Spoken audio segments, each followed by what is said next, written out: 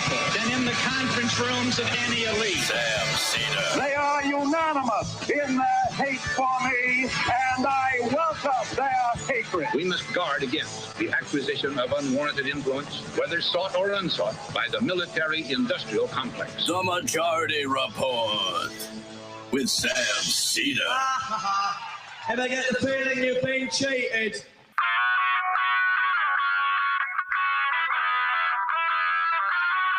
It is Thursday, March 10th, 2022. My name is Sam Seder. This is the five-time award-winning Majority Report. We are broadcasting live steps from the industrially ravaged Gowanus Canal in the heartland of America, downtown Brooklyn, USA.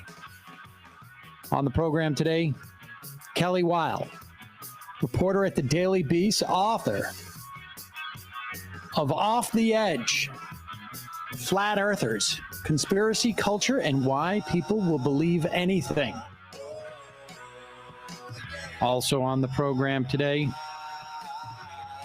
Russia continues its indiscriminate bombing of Ukrainian cities as a maternity hospital in Mariupol struck. Talks continue, apparently, with no apparent progress. And as Republicans push to escalate U.S. involvement, the Biden administration draws a sharp line at not providing support for fighter jets to Ukraine. Meanwhile, the House passes a $1.5 trillion spending bill,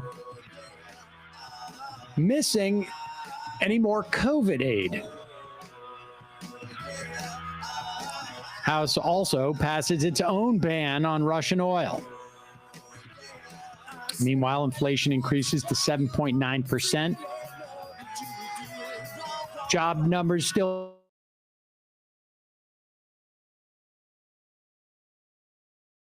a Republican Secretary of State candidate indicted for election tampering when she was working on the 2020 elections. House Judiciary Committee sends a criminal obstruction referral about Amazon to the DOJ. All this and more on today's Majority Report. Welcome, ladies and gentlemen. Thank you so much for joining us.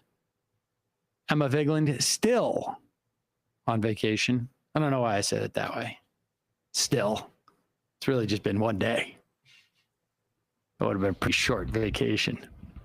She'll be back with us. When is Emma coming back? Like on Tuesday or Monday? Matt Leck still on vacation. He's not even in this country. He's in Europe.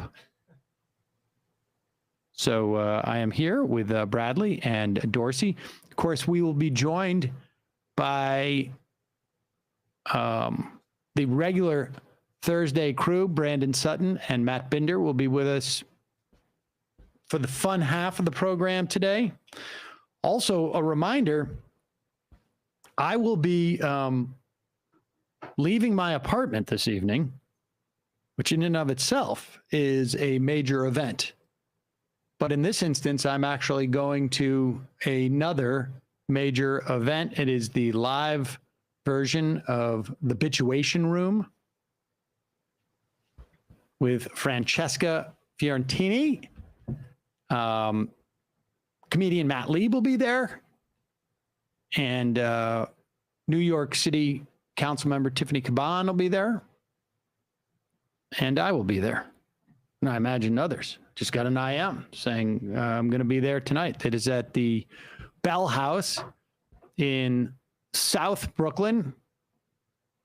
So check that out. Where is that? Is it in Gowanus? Is it technically in Gowanus? What else? What else would it be? Park Slope. No, it's down in Gowanus, right? It's more Gowanus, but I was thinking maybe more. It's like,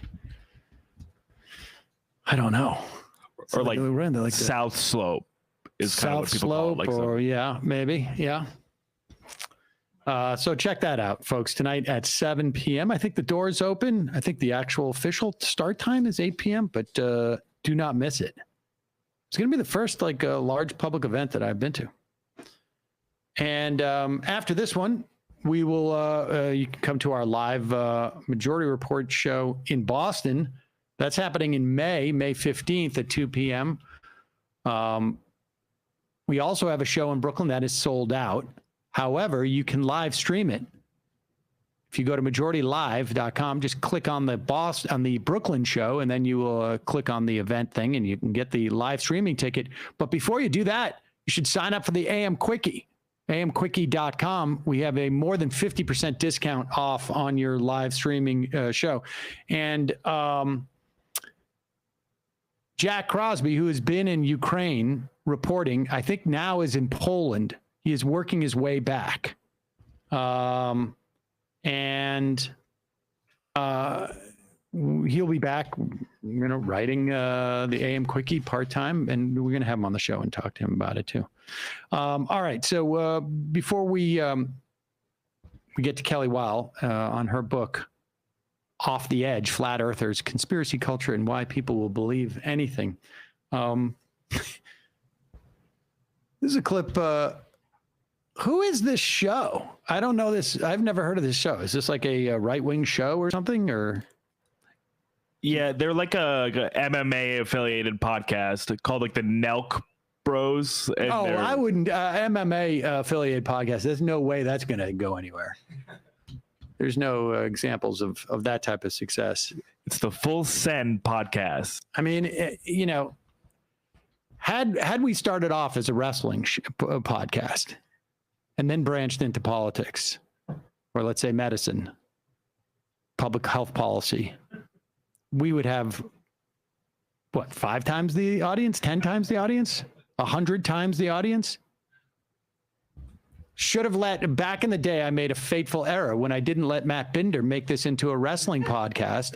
And then we could have just done, rolled in the politics. But these guys got it right. And they have the former president on. And it's not Barack Obama, not that one.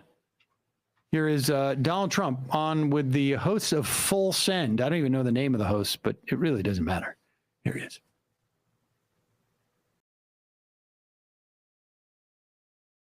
Because you were stern with Putin. Is that why? Well, not because of my relationship, but really because of the fact I told him he can't do it. So can you pick up the phone call right now, make a call to Putin and say, you're not a president anymore, but as an American citizen, can you pick up the phone and I just want to be clear on what's going on here. The guy from the MMA podcast is saying, can you just pick up the phone and call Putin and go, hey, dude, back off?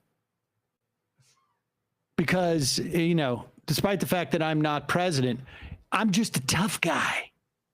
That's why Putin didn't invade under Trump, was because Trump was a tough guy. Now, it could have also been that Putin may have been under the impression that Trump was going to in the future maybe win an election again and provide everything that Putin wanted in terms of control over Ukraine without having to go to war, which has been obviously very costly for the Russians. Not in any way, obviously, to diminish the fact that they've also killed now thousands of civilians, it appears. If not thousands, certainly well into the hundreds. But here is the MMA guy going, can't you just call him up and say, dude, back off, or we'll drive over there and. What resolve is going on? First of all, you really have to be in a position where you are president, and you do that. And this would have never happened. 100% would have never happened. And we spoke about it because I knew that he had a love for it. Hey, look, they took over Crimea under Obama and Biden, but they took over Crimea like Grant took Richmond. Okay, they took it over. It was very quick.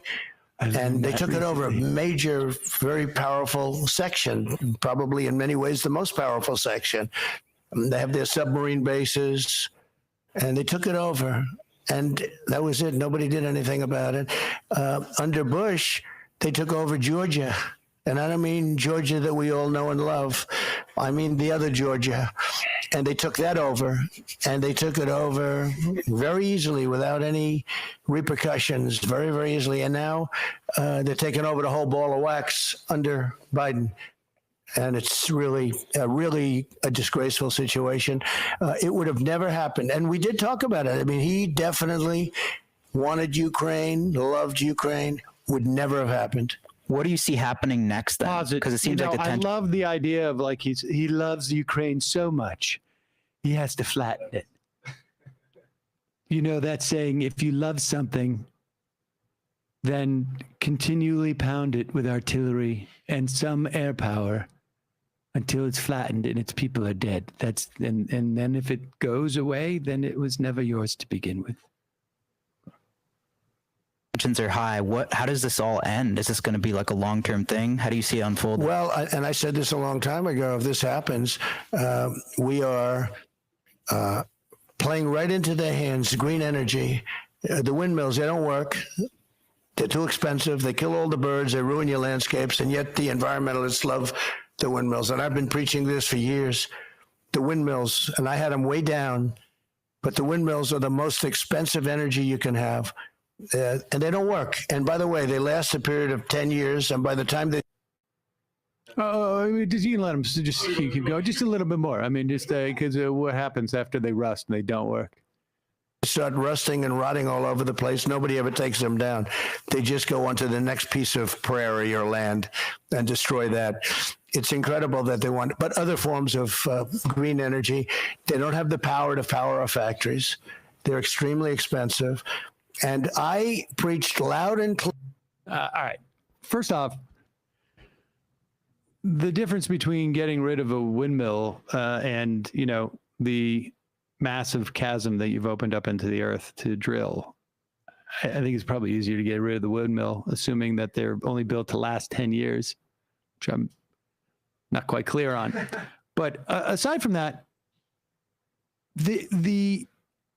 there has obviously been some type of clarion call that has been sent out on the right that when you talk about this, be careful, because the obvious and really the only way in which the United States can achieve so-called energy independence is to be decoupled from the international market for oil.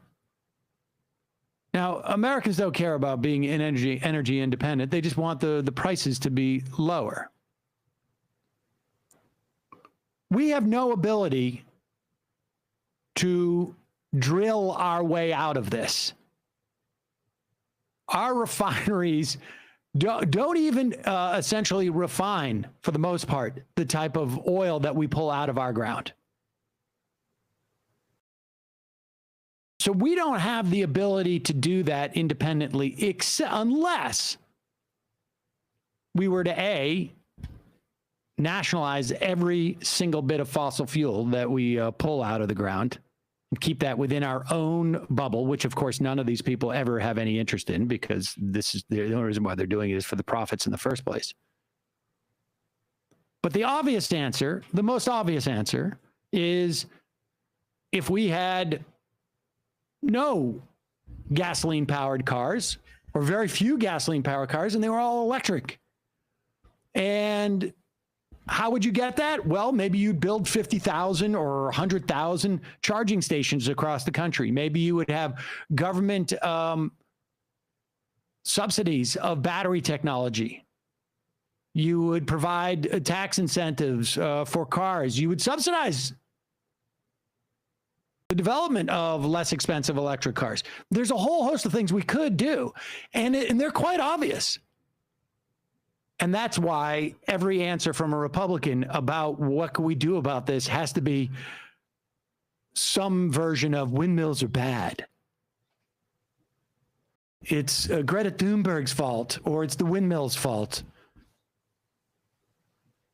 Or the solar thing, the way that it burns the birds, not good.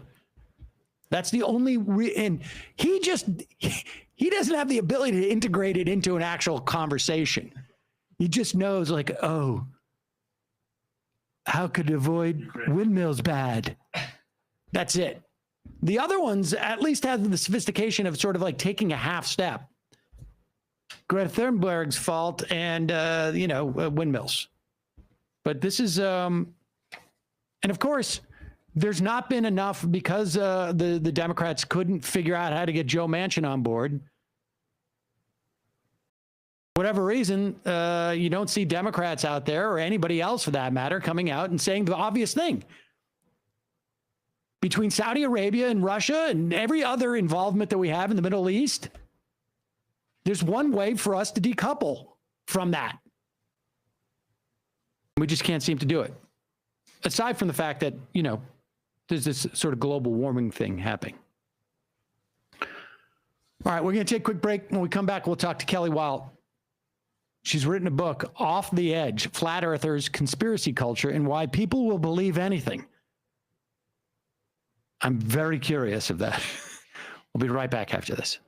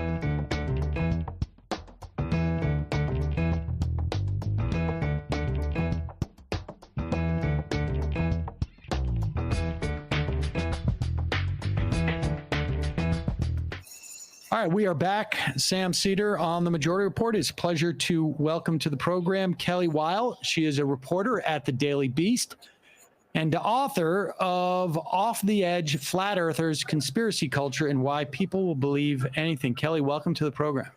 Thanks for having me. So let's start with this. I mean, you're a reporter at the Daily Beast. You've been covering for some time, sort of the netherworlds of the internet. Of all the conspiracies that you came across, I imagine during that time, and all of the different subcultures, why flat earthers? I picked flat earthers because they were really a case study in how people can believe anything. You know, it's one thing to be a JFK assassination truther, or pick another conspiracy theory that can more or less fit alongside established realities. But when you get into flat earth, you really have to throw out all known information and start from scratch again. So in other words, this is really just sort of the most extreme that it can get. Just about, yeah. All right. Well, fair enough. All right. So let's talk about the history. Well, what I mean, I have a sense of what it is. I think most people have a sense of what being a flat earther means. But what does it actually mean? I mean, what is the flat Earth canon? Sure. So there are a couple competing theories within the flat Earth canon, but the general claim is that we live on a flat disk, kind of like a frisbee. There is an ice wall around the outside, and we are enclosed in a dome, kind of like a snow globe.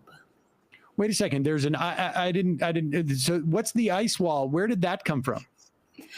The ice wall comes from flat earthers trying to figure out how they would convert a globe map into a flat map. So basically what they've done is they tried, imagine cutting open the globe at the bottom and trying to lay it flat on a table. So you've got the North Pole in the center and you've got Antarctica all the way around the outside. Oh, I see. And the ice wall is how we don't fall off? Yeah, essentially, it's the big fence keeping us all in. Has anybody? I mean, have there been claims? And I want to go back to the history of this, and I want to talk about the is it Robotham? I guess his name. But I mean, is there anybody who has ever claimed, or has anybody had the idea of like, hey, I'm going to take a ship and I'm going to get to that ice wall? I mean, this is not, this is not the year 800 or something, you could have I would imagine your cell phone for the most part, or a satellite phone, and you could just drive to the ice wall, couldn't you? Or ride? You would think. There are actually a number of excuses that people give why they can't go to the ice wall. They'll say that the world's armies are barricading it. But I've met people who are fundraising, at least, for a trip to the ice wall. There was, I think, a pair of Italian explorers, flat earth explorers, who tried sailing off last year, and they had to be rescued from the middle of the ocean. And I've also met a couple grifters who say that, yeah, they're part of the ice wall defense team, and they'll take flat earthers down there for $10,000. And they've consistently cut and run with the money. Let me ask you about this, and then we'll get to the history. But those Italians who tried to get there and they were stranded, what is their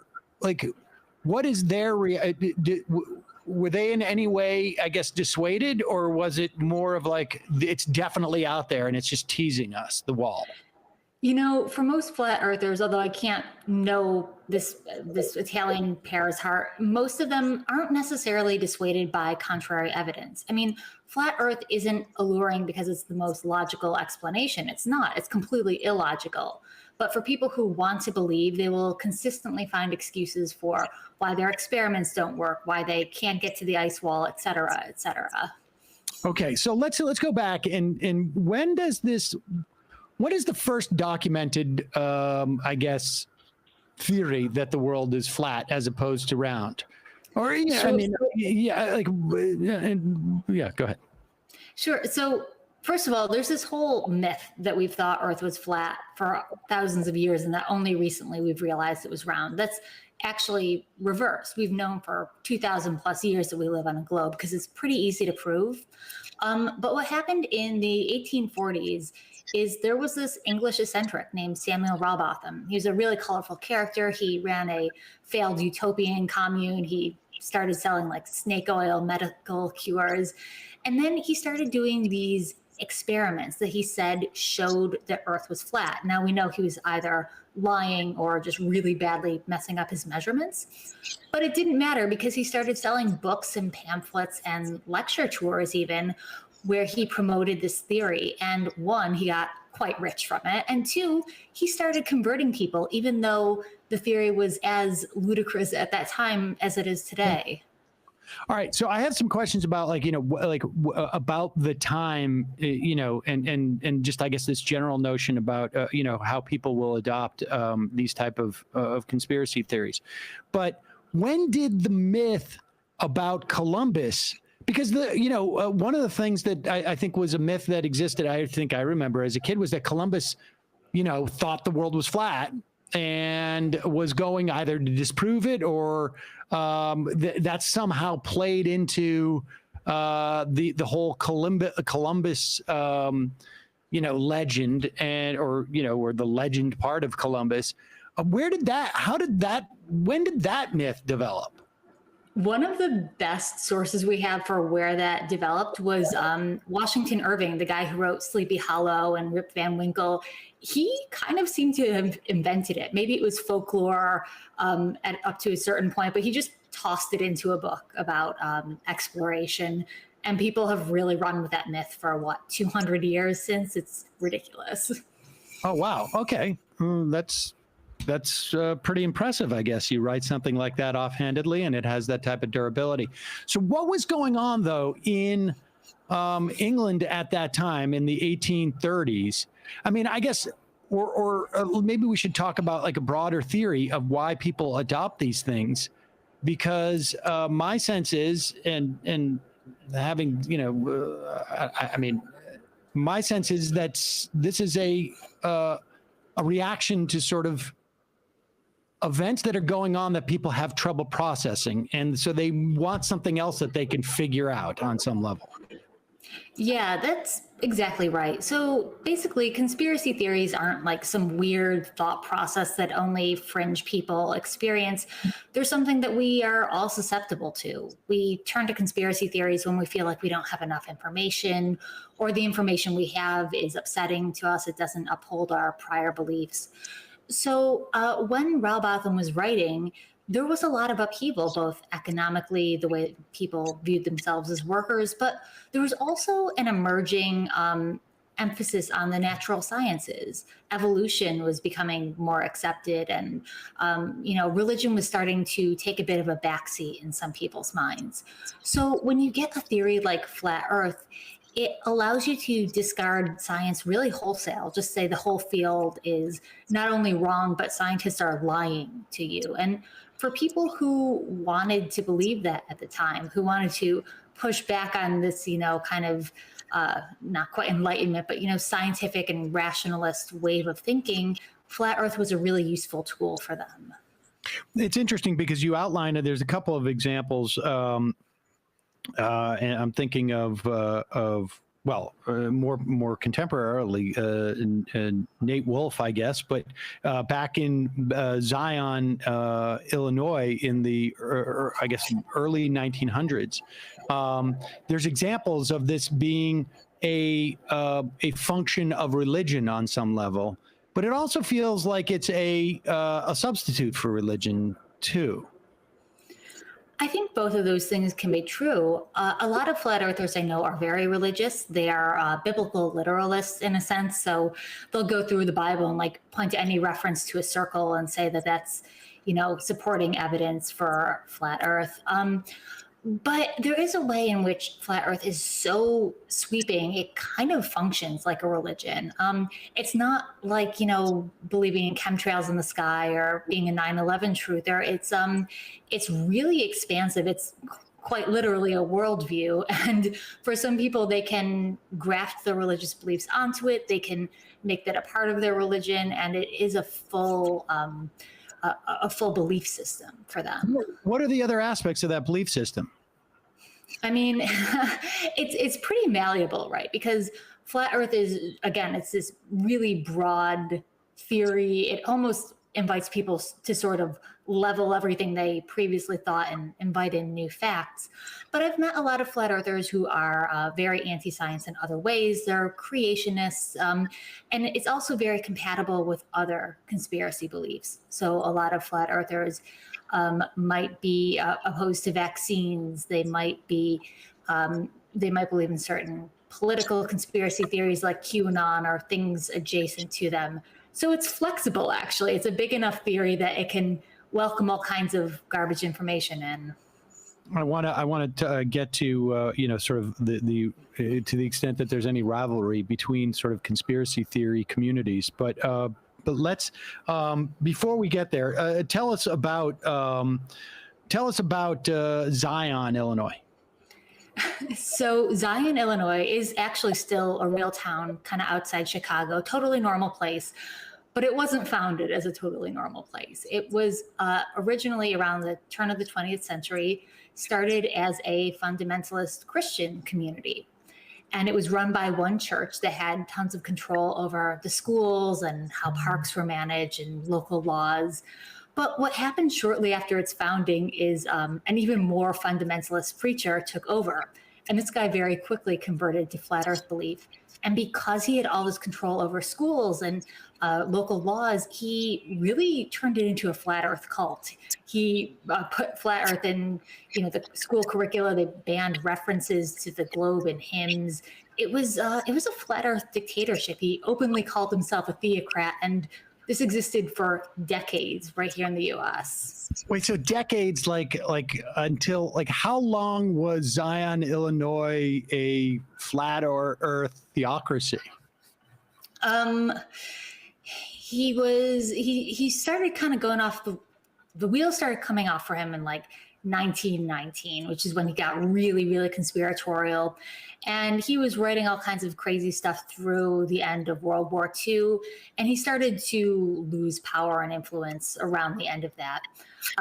This flat Earth leader, Wilbur Volva, he had all kinds of kind of garbage medical beliefs. That he would live forever just eating Brazil nuts and buttermilk, and that didn't actually work out for him. So he died eventually. But it was a long-lived cult.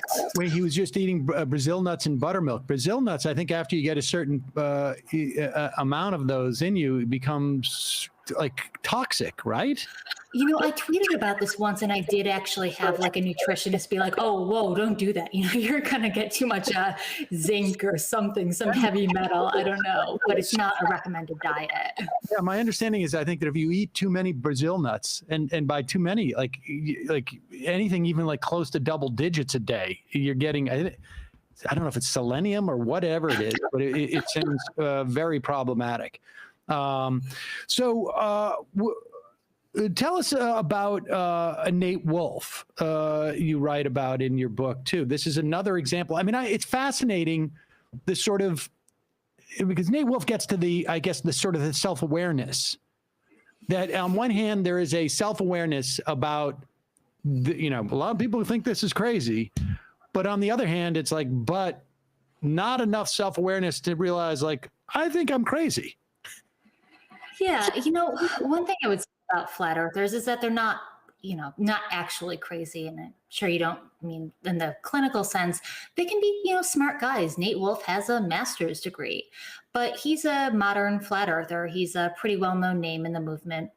And he is one of so many people who lost jobs or friends or, real world ties because of the extremity of his belief. And so he's someone that I spoke to extensively, and he told me about the alienation that he and other flat earthers face, where it's very hard to stay on a level with real world, and friends and family cut you off. And often when people lose that real world connection, they go looking for new community within the flat earth world. So they become more and more involved in this alternate reality and more untethered from, stable real world ties.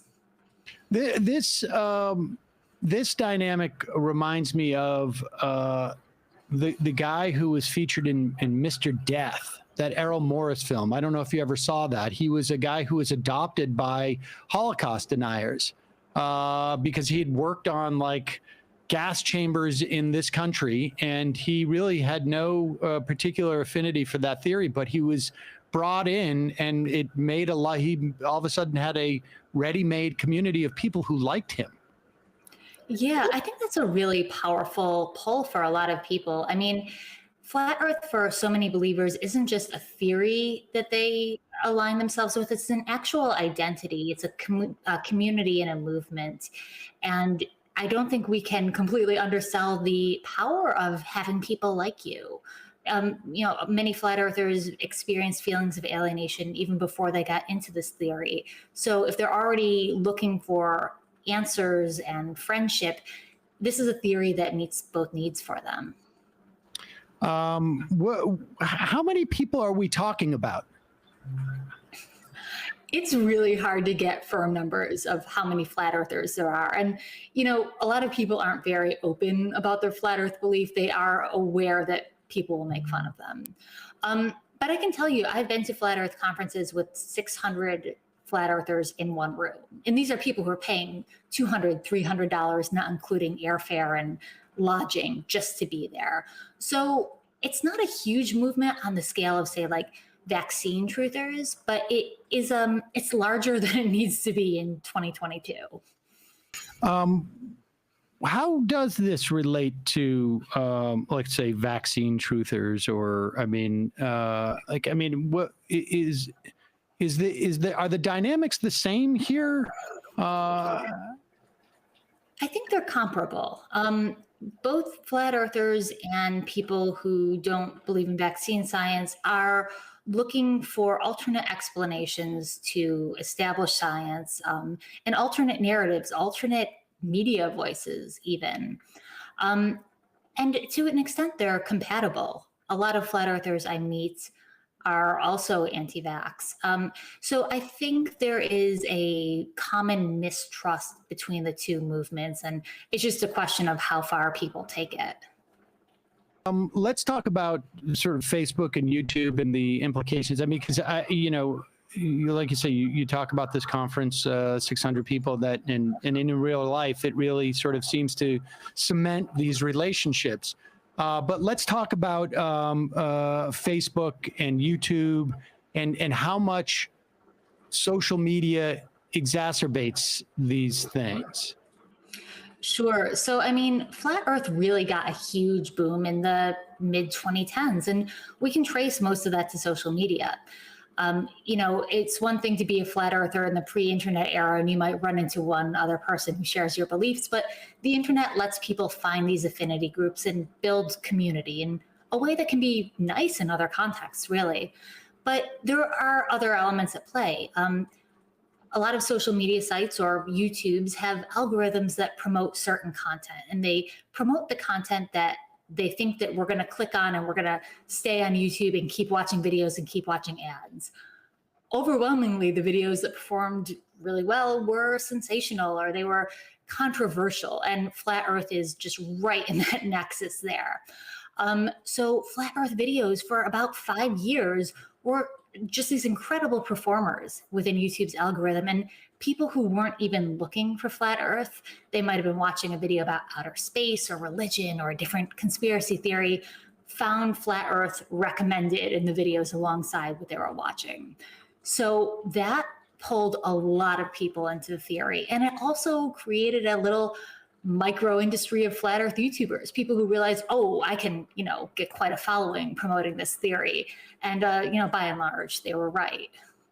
Are they, when people get pulled into that, are they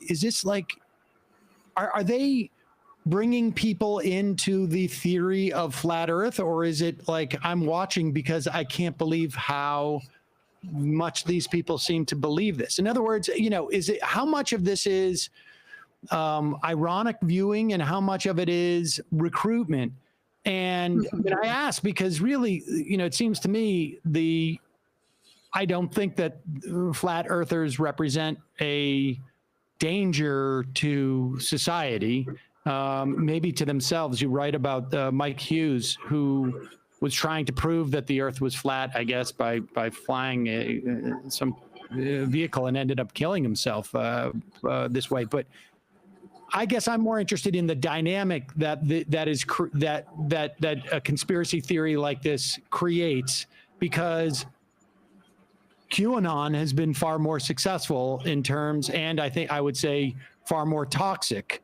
I think there's a whole host of them. The election, which has now been adopted by the Republican Party, seems to be sort of bought into that conspiracy theory. How much of that dynamic that we see with flat earthers is applicable to the what seems to be growing sort of conspiracy communities that are maybe a little bit more detrimental to our society? Mm-hmm. Yeah, you're right to point out that there are a number of dynamics at play here. And as much as I'll hammer a YouTube or a Facebook for artificially promoting flat earth, I think it's important that we recognize that institutions with a lot more power, like the mainstream GOP, are now huge platformers of conspiracy theories. They're normalizing it and they're weaponizing it. And theories like QAnon, which started fringe and still make extremely fringe claims, are being ingested into this bloodstream. But as far as how theories like flat earth work, I don't think we can entirely silo them into the harmless field just because their core claims are kind of silly. Because what's going on right now is conspiracy movements online are networking. So flat Earth groups, although in around 2017, when I started monitoring them, they did keep to themselves a little bit more. Nowadays, they are promoting QAnon-like theories. They're promoting vaccine hesitancy, and QAnon channels are promoting flat Earth. There's a ton of exchange. And I've even seen that in person in the meat world. Like, I went to a flat Earth conference, and these two women approached me and tried to give me a bracelet. And I'm like, why are you giving me free stuff? And it had a QAnon bangle on it. I'm like, are you even flat Earthers at all? They're like, not really, but we thought flat Earthers might be interested in this thing that we believe. So there is a real consciousness that people who might be conspiracy curious could be pulled further in an extreme direction. And I do actually think that's happening in a number of conspiracy movements. Flat earthing is, a gateway drug, or is it, how much of this is people who are looking to make money, and how much of this is, break down the sort of dynamic, where the lines are in terms of sort of people who are exploiting the desire to belong and whatever the conspiracy provides for them, and then the exploited. How would you draw those lines? I mean, do you have a sense of there's a couple of these people who are just like, I'm chasing the clicks on YouTube because I'm monetizing this stuff, or I'm selling, whatever it is, a special vitamin mix or whatever. I mean, what is it? How does that break down?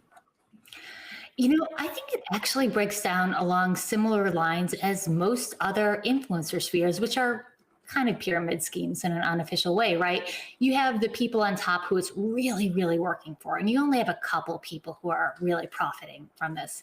And actually, I'd say that the people who get the most clicks in a conspiracy video are not flat earthers, or the most clicks in a flat earth video. You have influencers like Logan Paul made a flat earth video. I think Shane Dawson made one. And they're not flat earthers, but they recognize that this is a sensational topic and that they can get some good play from that. Underneath them are genuine flat earthers, or people who make their whole channels out of conspiracy content. And some of them do make a living. They genuinely do from that content, and they become kind of celebrities in the conspiracy world. And then underneath them is this just ecosystem of micro influencers, people selling flat earth books to each other and buying the other guy's flat earth t-shirt, selling conference tickets. And then there are so many people who are just feeding their money into the system, paying $300 for a conference where they buy a $25 hat and a $50 shirt. And, somebody sold me a flat earth cookbook via PDF for $20. You can just waste all your money on this kind of thing. So most people, I think, are getting scammed to a slight degree. What is it? What's in a flat earth cookbook? Just the worst recipes, just telling you how to make pasta. Not worth my time. Just to tell you how to make pasta. How is it different in a like when you live on a globe as opposed to a flat disc? I think it was more just a branding opportunity. The guy knew that he could, kind of slap the flat earth name on it and people would buy it. I did. Well, all right, fair enough. So let me ask you this. I mean, do you come across any other conspiracies in the course of your work as a reporter in this field that are clearly just scams? I'm thinking, birds aren't real. I mean, I think that was developed because somebody wanted to play a joke. It was somebody who's a comedian, I think, and it just sort of grew, and he just wanted to see where. But I mean, have you seen situations where something like this has spawned an actual movement? You could make that argument, I think, with things like QAnon and Pizzagate. Most of their believers are really diehard believers, but both of those had inauthentic beginnings. QAnon is somebody LARPing as a government official, and unfortunately, they're just inspiring national Republican bloodlust. But I mean, none of these theories are factual. somebody authoring them either has completely bought into their own lunacy or is consciously deluding people. And I think that's as true with flat Earth as it is with political conspiracy theories that are cannibalizing the GOP right now. On this program now get like, will people come after us on Twitter or on YouTube as like just doing the work of whatever secret society that promotes the idea that the world is not flat? You might get one or two, but it's listen, I've hung out with them for like years and I don't feel personally threatened, so join the club. How do they respond to you? Are there, does it get to the point of like, oh, she's definitely been sent by the government, or who is the entity that is keeping us shrouded in this belief that the world is not flat? Is there an entity that is in charge of it? And do you get accused of being like an agent of that? There's varying responses because I do ask people, who do you think is hiding it? A lot of people will say the government, or I've heard somebody say it was like witches. And then, of course, standard answer is extremely anti-Semitic. So you can imagine. Do I get accused of being involved? I think I have a couple book reviews to that effect right now. But typically, listen, when I go and report on flat earthers, I tell them who I am and what I believe. I'm a journalist. I believe in round earth. But if you want to hang out and talk, I'm here to listen. And I've found that people are okay with that. People do want to talk, and they often tell me about their feelings, not just, their planetary beliefs. And so I find that people seem to trust me enough to not think that I'm a CIA agent, but to think that I'm mistaken and that I will come around, so to speak. Have you come around at all? Has it shaken any of your beliefs in the round Earth? No, I think I can prove round Earth pretty easily, so I feel pretty comfortable on that one. All right. Lastly, what is the motivation for whomever it is that's hiding this information? What is the motivations attributed to them? Because why are governments spending all this money putting troops at the border of the ice wall when there's an ice wall there? Like, what is the benefit that the Jews or whomever it is that is hiding the fact that the planet is flat? What is the benefit that we're supposedly getting from this? You can ask 10 flat earthers and get 10 different answers. I typically hear things ranging from mind control to downplaying the role of religion, but I'll leave you with the weirdest one that I've ever heard. So flat earthers don't tend to believe in outer space. They don't think it exists. I was talking to this guy and I'm like, so what's the point? Why even hide it? He says, I think that they are trying to trick us into believing that there is an outer space, so that they trick us into believing there are aliens, so that when Jesus returns, we will mistake him for an alien and shoot him on sight. All right, fair enough. I don't know why we would have to be so aggro against the aliens, but all right. That's, at least there's an explanation. Kelly Weill, the book is Off the Edge: Flat Earthers, Conspiracy Culture, and Why People Will Believe Anything. Thanks so much for your time today. I really appreciate it. Thanks for having me.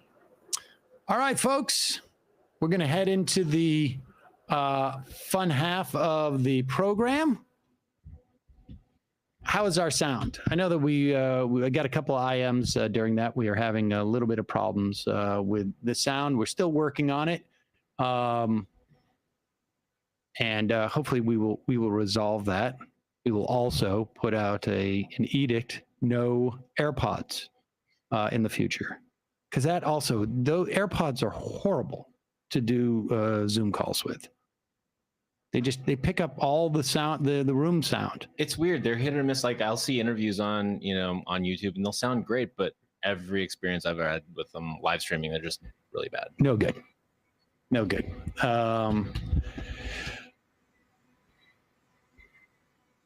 We will head into the fun half. Dog-faced Herman on IM. Yesterday, you talked about Tucker Carlson going to St. George's. is a tawny prep school in Newport, Rhode Island. And Dogface Thurman says, I lived in Newport and worked at a photo lab. Cocaine was a popular drug at St. George's. I know because I saw the pictures. Hundreds and hundreds of pictures. Well, interesting. Jonathan Armstead says, I remember years ago when one of your sponsors was Mova Globes. You even went as far as holding one on air, and now your interview is a flat earth debunker. I see through you, shameless shill. Joking aside, this was a best of candidate.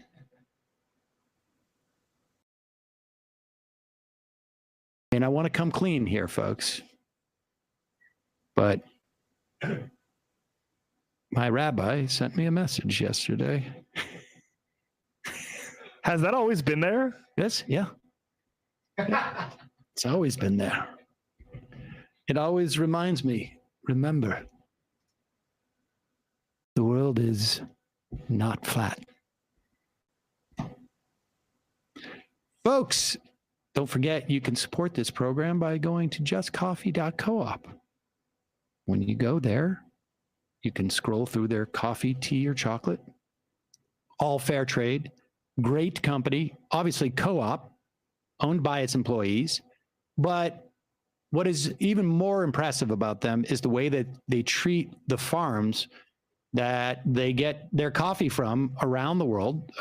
Started, I think, in Chiapas is the first place they, I think, that they got coffee from. And they treat those suppliers really, really well. You know, coffee, sometimes you get a bad season, you get a wet season or a dry season, and it impacts the coffee production. Just Coffee always works with these farmers to make sure that they are able to sustain themselves. And then the coffee is also delicious. And you can also get the Majority Report blend. And you get 10% off with the coupon code MAJORITY. JustCoffee.coop. If you have never tried it, do it now. Also, the show relies on its members for 99.3% of its, I think it's probably actually closer to 92.7% of its revenue. You can become a member at jointhemajorityreport.com. Jointhemajorityreport.com. Don't forget, if you want to IM the show and the fun half, pick up our app, majorityapp.com.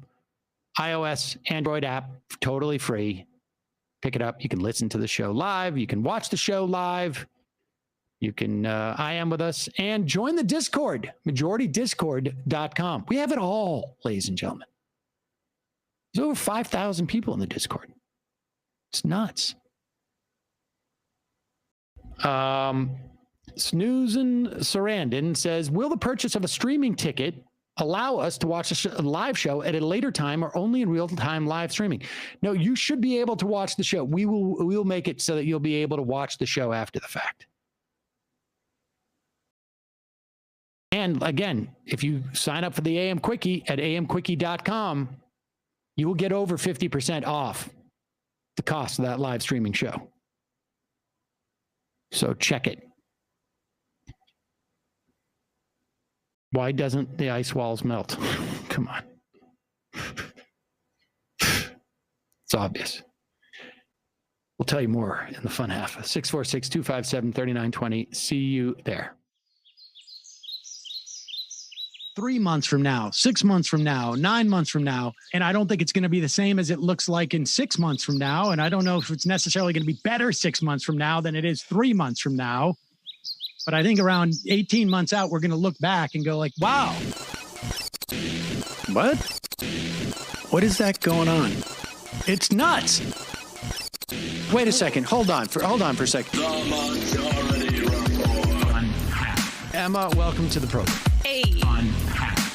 Matt. What is up, everyone? Nomi Key. You did it. Let's go, Brandon. Let's go, Brandon. Bradley, you want to say hello? Sorry to disappoint everyone. I'm just a random guy. It's all the boys today. Fundamentally false. No, I'm sorry. Women's... Stop talking for a second. Now let me finish. Where is this coming from, dude? But dude, you want to smoke this 7A? Yes. Hi, me? Is me? Yes. Is this me? Is it me? It is you. Is this me? Hello, is this me? I think it is you. Who is you? Oh, no sound. Every single freaking day. What's on your mind? Sports. We can discuss free markets and we can discuss capitalism. I'm gonna go throw up. Who libertarians? They're so stupid, though. Common sense says, of course. Gobbledygook. We fucking nailed him. So what's 79 plus 21? Challenge met. I'm positively quivering. I believe 96, I want to say. 857-210-35 501 1 half 3 8 9/11, for instance. $3,400, $1,900. 5 4 $3 trillion sold. It's a zero-sum game. Actually, you're making me think less of it. But let me say this. Poop. You can call it satire. Sam goes with satire. On top of it all, Yeah. my favorite part about you is just like every day, all day, like everything you do. Without a doubt. Hey, buddy, we see you. All right, folks. It's just the week being weeded out, obviously. Yeah, sun's out, guns out. I don't know. But you should know. People just don't like to entertain ideas anymore. I have a question. Who cares? Our chat is enabled, folks. I love it. I do love that. Look, gotta jump. Gotta be quick. I gotta jump. I'm losing it, bro. 2 o'clock. We're already late, and the guy's being a dick. So screw him. Sent to a gulag? Outrageous. Like, what is wrong with you? Love you. Bye. Love you. Bye-bye.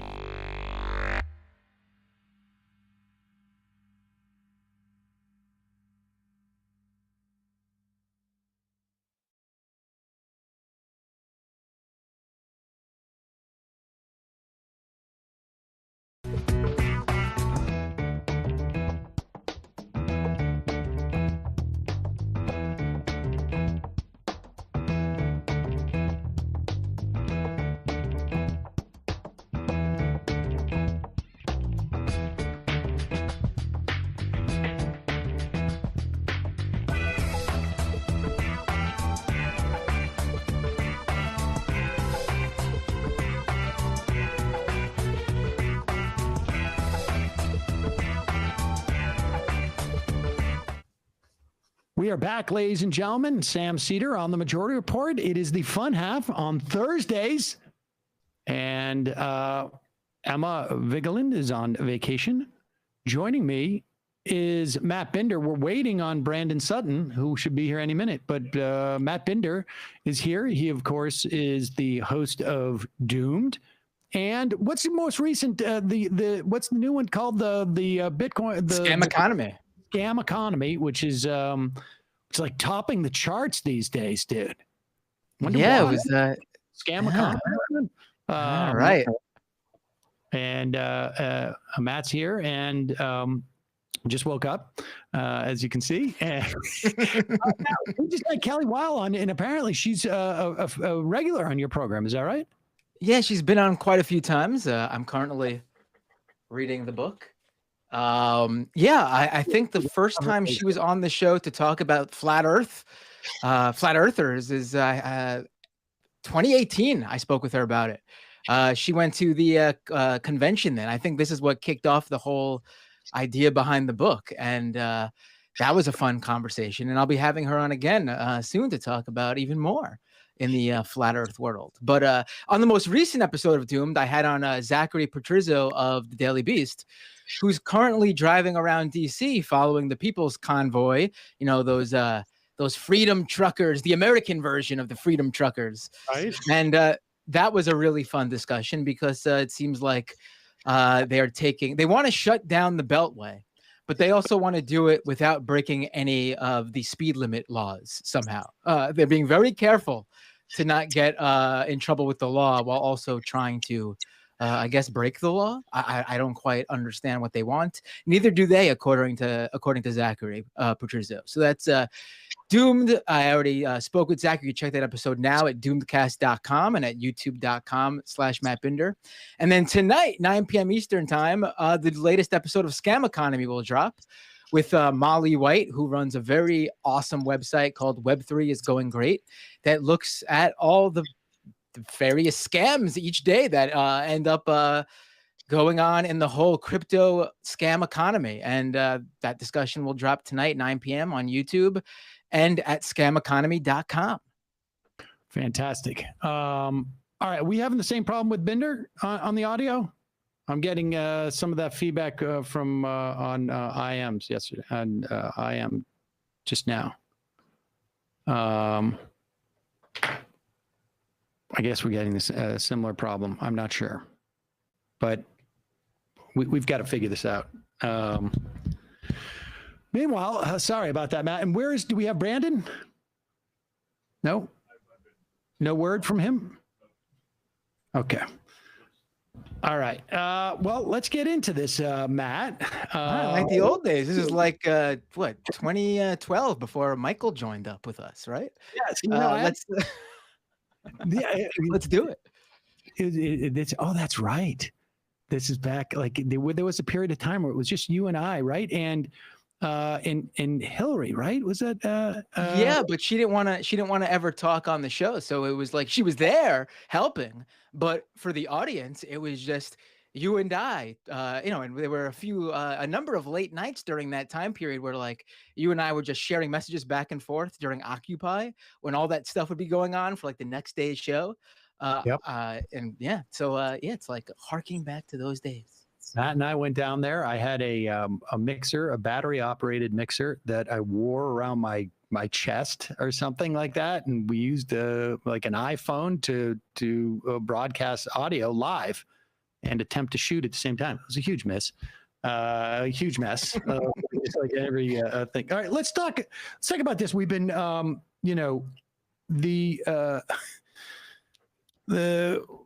the big talking point on the right at the moment, it appears to be, is that this war is a function, of course, of green energy and the success that we've had in this country in getting off fossil fuels has somehow forced Putin to bomb civilians in Ukraine. Now, I know that sounds absurd, but that's what they're pushing. Here is Ben Shapiro arguing that this is all some type of plot to raise energy prices as a way to push the Green New Deal. Of course, he makes this up, and then he talks about how stupid of an idea it is. This is really, this is full on Ben Shapiro brain.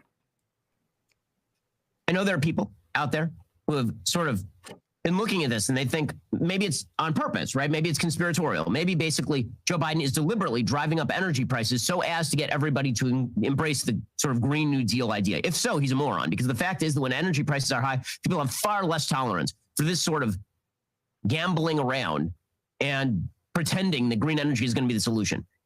Environmentalism is the privilege of rich countries and rich people. People who are poor don't care about it. People who are struggling to get by, they do not care about carbon emissions. They care about making sure they can get to work and get food on their family's table. That is what they care about. So if that's the plan, to purposefully drive up the price of energy in order to encourage people to go green, it is likely to backfire on the Democrats in pretty dramatic fashion. Instead, it seems more like to me, because Hanlon's razor I tend to attribute to stupidity rather than malice, although in this case it's stupidity combined with malice. When it comes to the Democratic Party, it seems much more like they are taking advantage of the price spike in order to push the Green New Deal kind of stuff, because their preferred solution is always the solution to any given problem. You saw this with Build Back Better, right? Inflation was happening, and so Joe Biden was like, Build Back Better is going to solve inflation. You're like, wait, no, like clearly not. But when you have a hammer, everything looks like a nail. And for these idiots, the hammer here is radical green environmentalism. And it doesn't matter if they are bashing away at a screw. They're going to pretend that that screw is a nail. Or it's just going to screw the American people. He went a long way to get to the screw the American people.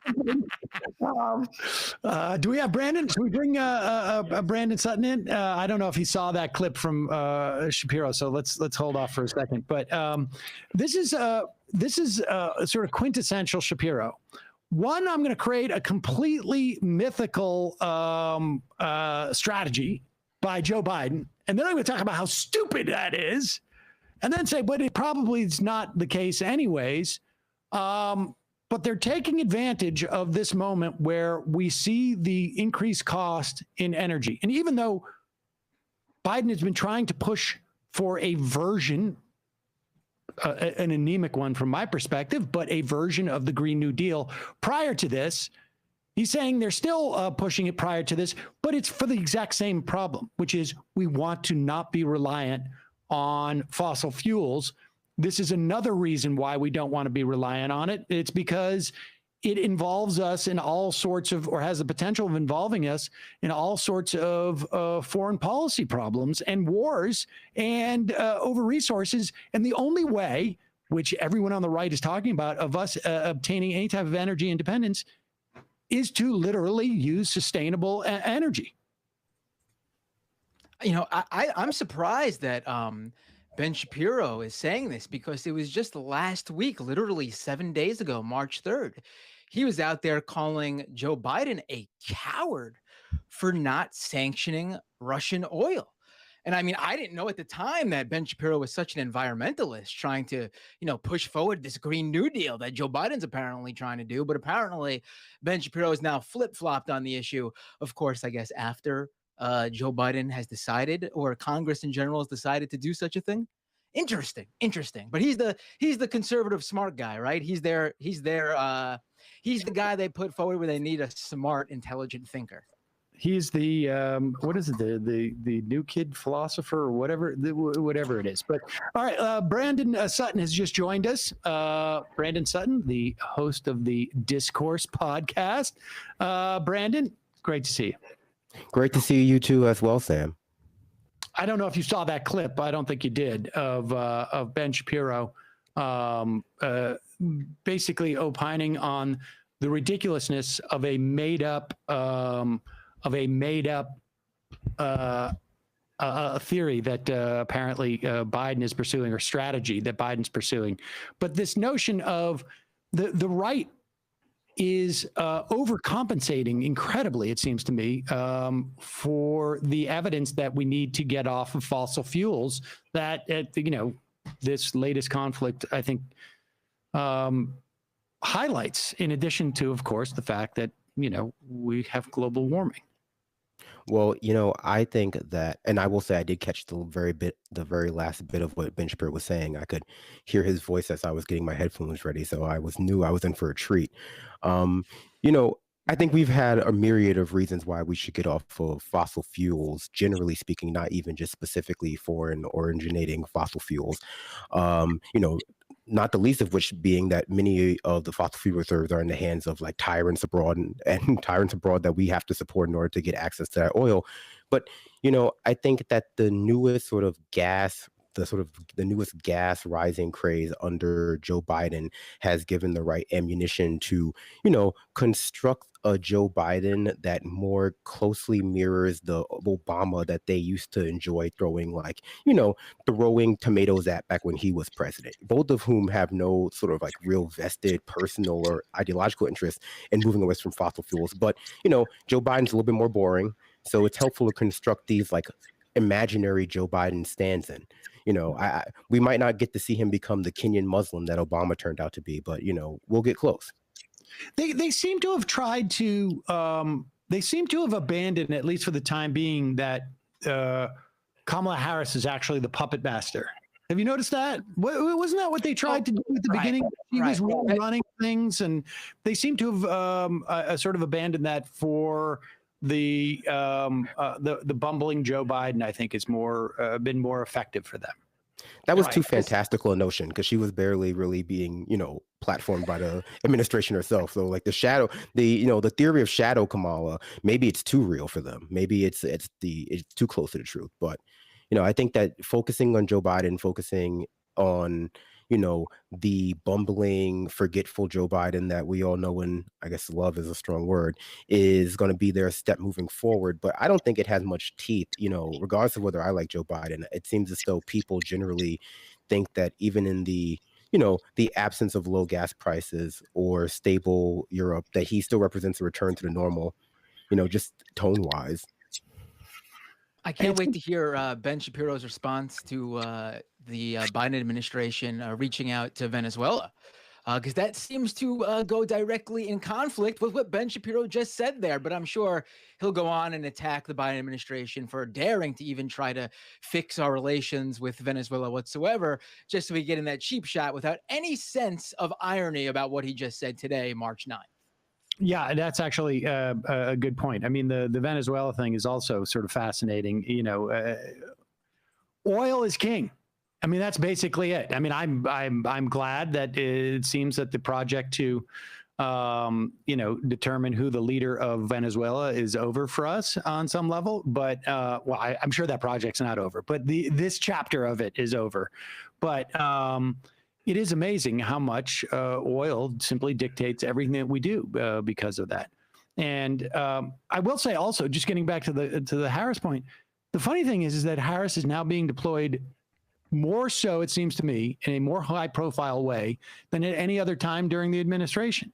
I mean, they sent her to Poland to work out this, the discrepancy in how it was going to go down with these MiG jets or not go down with these MiG jets.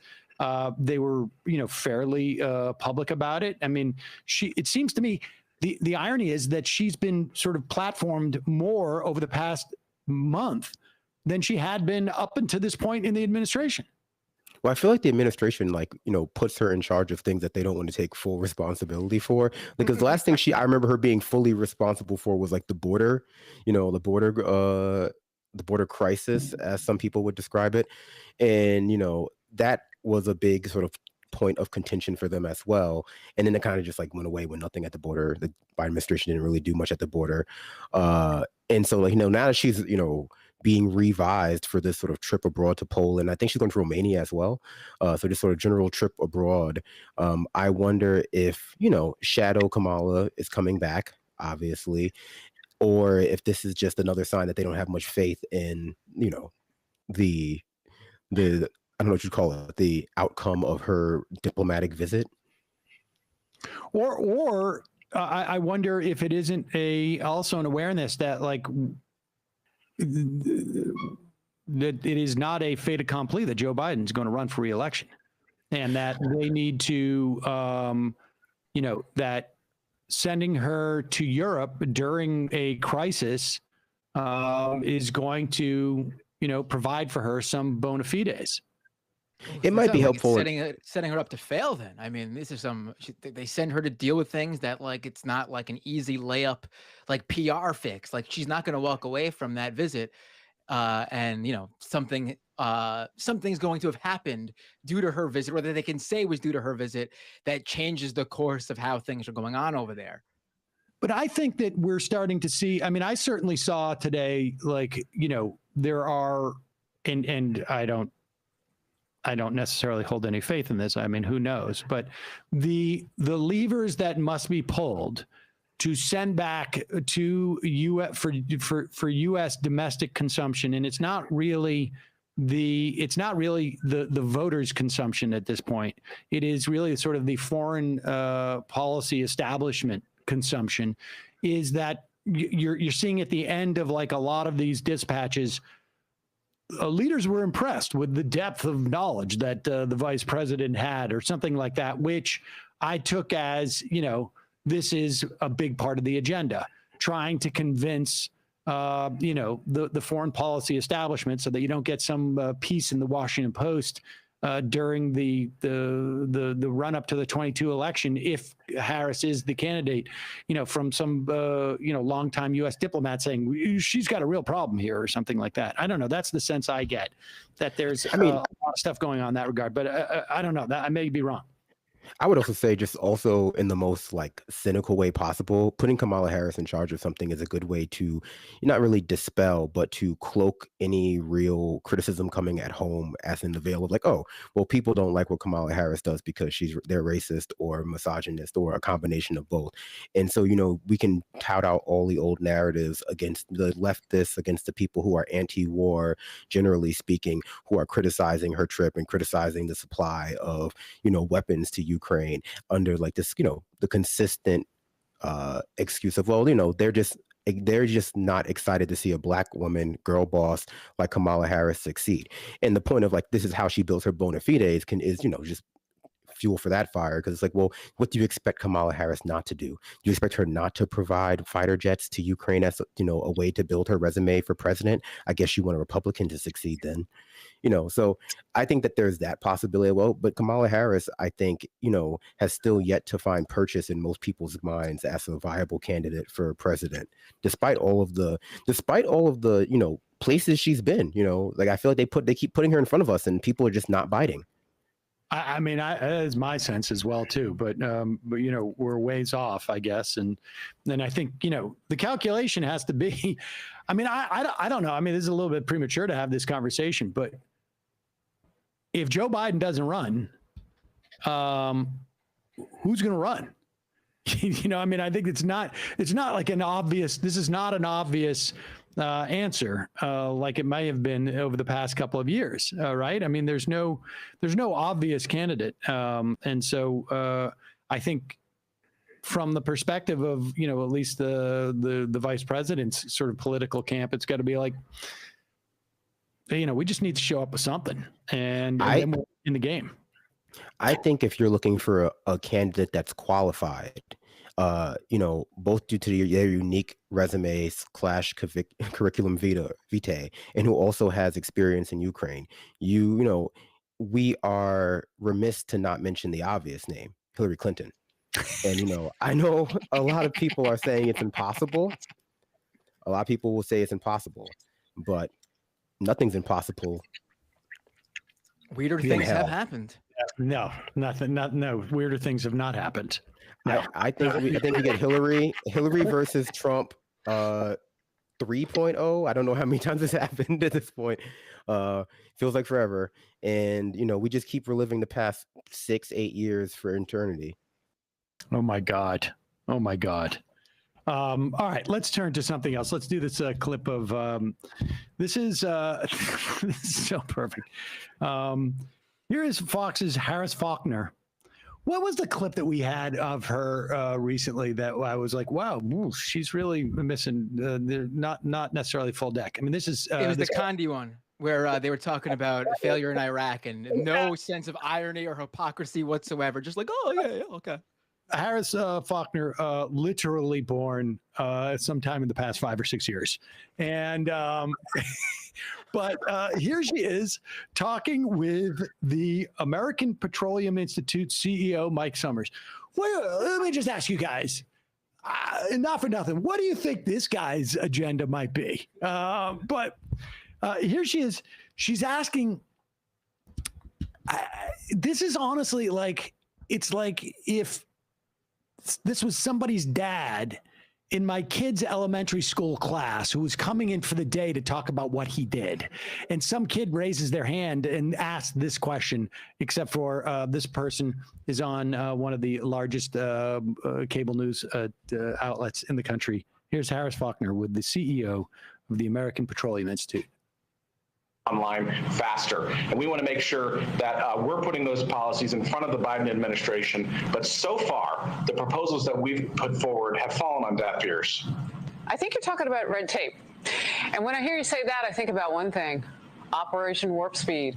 Come on, we can do this. We did what the rest of the world couldn't with the last administration in Operation Warp Speed. We wiped away that red tape. And I say we as Americans, right?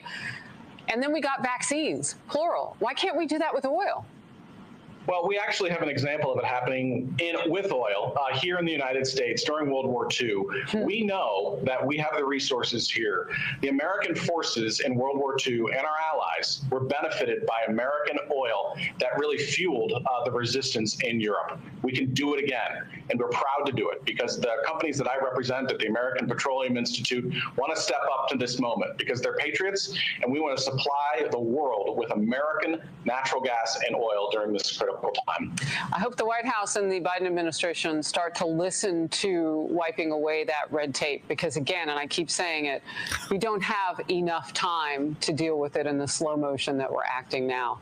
Mike Summers, great. Did you notice his little subtle shift where she's talking about Operation Warp Speed to get us oil? And he goes, we have the know-how to provide the world with oil. And that is because the oil that we produce in this country, that we dig up from our country, is generally not used in this country. Our refineries are for heavier crude, apparently, than what we actually dig up. I mean, this is just their way of saying, like, can we get more leases? And they're sitting on a ton of leases. It really is just, I think, just about, like, you know, what can we get more subsidies ultimately? Yeah, absolutely. And I also think about just generally reframing the conversation, as you mentioned earlier, about climate change from, like, you know, putting the immediacy of the gas prices, of the shortage, quote unquote, of domestic oil and gas on par with the sort of the overarching climate change immediacy as well. So, you know, using the same language, like, we can't wait forever for, you know, gas prices to go down. This is a national emergency. And I think that's why, you know, when we talk about getting Americans off of fossil fuels, we have to speak generally and not just off of foreign fossil fuels, because, you know, people like Fox News will treat that as though it's a suitable shorthand or suitable, like, you know, midway to the point in which we, you know, fully divest from fossil fuels, when in reality they just want to, like, drill more in, like, public land. They want to drill more in public land. They want to, you know, have the past 30 years of environmental regulations continue to be rolled back. And, you know, then we will never move forward to that next step of actually, you know, fighting climate change. And this is why go ahead, Matt. I also like the idea that this issue is on the same scale to Faulkner and the rest of Fox News, I assume, as a once in a 100-year pandemic. Like, we had to ramp up our, you know, our medical capabilities, our science laboratories, you know, so we can get this vaccine to save lives. Why can't we do the same so people can save $2 at the gasoline tanks? You know, it's ridiculous to even, like, compare the two, first of all. Also, another thing is the one of the reasons why we don't produce more oil is because they can't find enough workers to do this. Like, the job sucks, and they just don't have enough workers, or they're not paying more correctly. They're not paying the appropriate amount to people to do this type of work. It seems to me that there's, like, and I want to bounce this off you guys, and I keep saying this over and over again, but what I don't understand is why there is no, and I understand, I guess, to some extent why there would be hesitancy to do this, but it seems to me that the best response to this type of pablum that we hear is accept the premise. Yes, this is a national security issue. This is a national emergency. We need to do what we did during World War II, and that is really take over this industry and put it under the auspices of the United States government. We should nationalize all energy production in this country because it is a national security issue. And then just watch them run for the hills. Like, force them into a situation where their talking points feed into what is essentially an apocalyptic vision for them, which, you know, of course, is not going to happen. And frankly, if it did, that would still be okay, because then we would be in the position to transition this, and we wouldn't have such a private, a massive private sort of a pool of money that was fighting against the transition to some type of green energy. But of course, it's more of a rhetorical trick. I mean, this is one of the things that I think is sort of, like, difficult for the left, is to deploy a rhetorical strategy that is, in some ways, seems divergent from a where we want actual outcomes to come. But it seems to me that we need to sort of like maybe not, we need to defeat the oil industry first before we can actually go to green technology on some level. Not to show off, Sam, but I one time read one book, just one. And, in that book, it explained the origins of both sort of our, carbon-based economic system, largely speaking, and transportation system. And also in explaining that, it also explained the origin of like national security becoming a mainstream phrase in our culture. And one thing it points to is like World War I and that era, post World War I, where, Western governments were doing their best to, accumulate rights to oil reserves in the Middle East in places that weren't being used, in places that were being used, Afghanistan, Iraq, etc.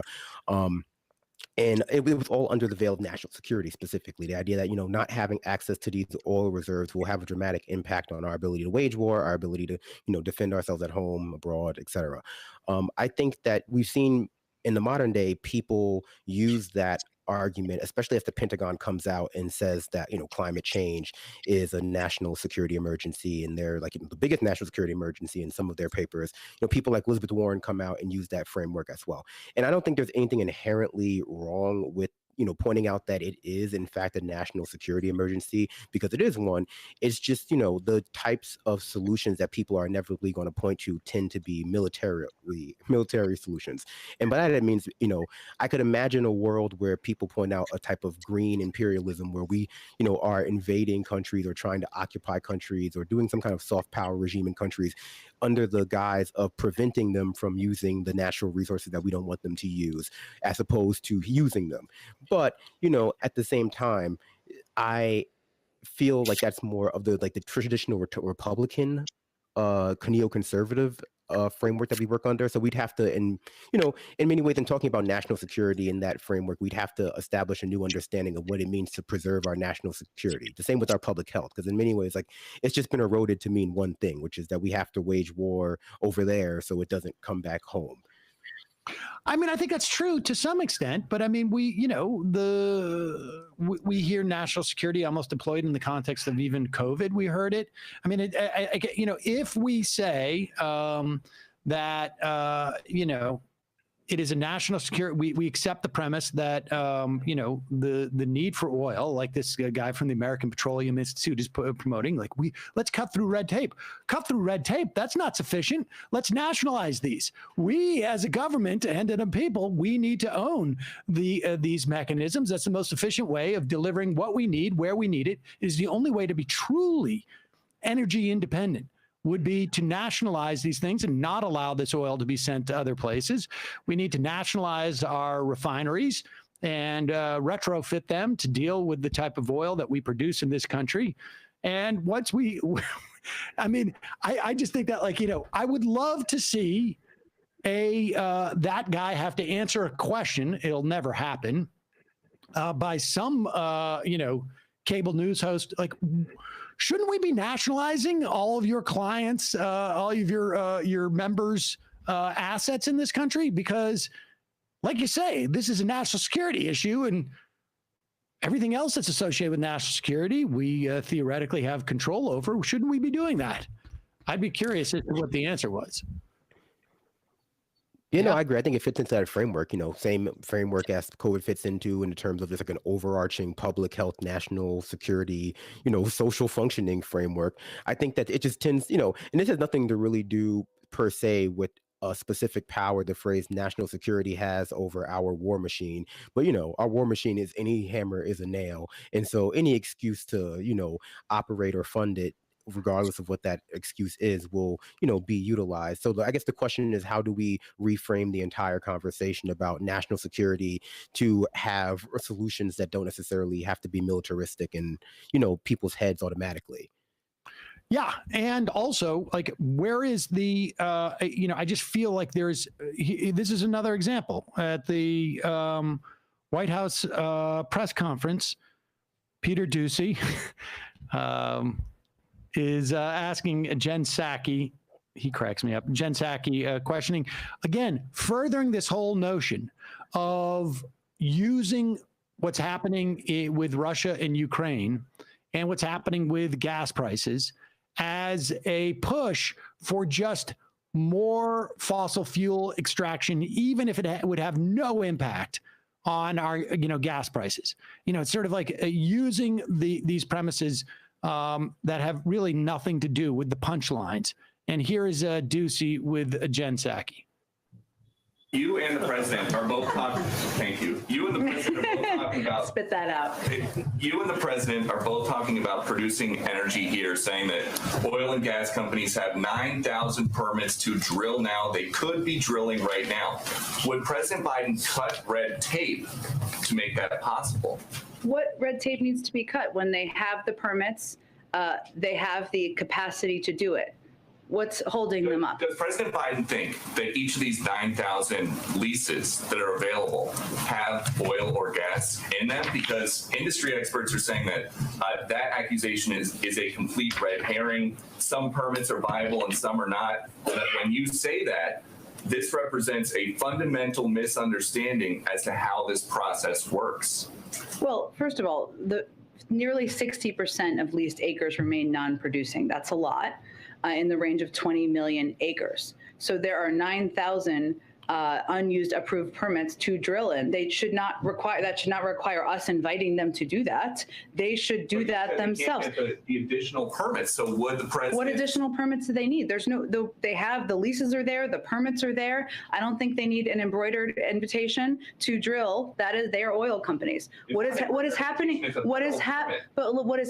The permits have been granted, Peter. What is happening here is that we are seeing these are private sector companies. We recognize that. Many of them are making record profits. We see that. That is all publicly available data. They have pressure to return cash to investors and their shareholders. What we're saying right now is there is a war. We're asking them to go use the approved permits, use the unused space, and go get more supply out of the ground in our own country. Okay, and then just a quick yes or no, because there's a lot of gray area here. Is a restart of the Keystone XL construction completely off the table as long as Joe Biden is president? Well, why don't you tell me what that would help address?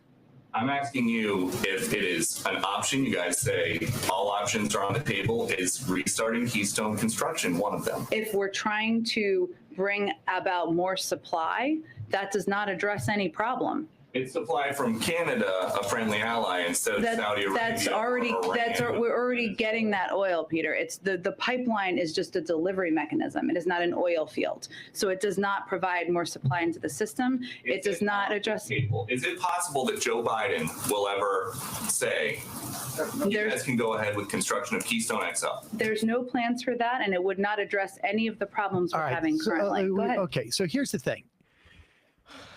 The first half of this, right? She's out there saying the government is not in any way inhibiting these oil companies from getting oil. And the oil companies know this too. I think they're just basically, this is an opportunity to build a narrative that oil is that important, and you can't inhibit oil companies from getting oil, just broadly, because that works for them. The administration is trying to respond with, like, they have all the opportunity. They're just deciding because it's not profitable for them to do it.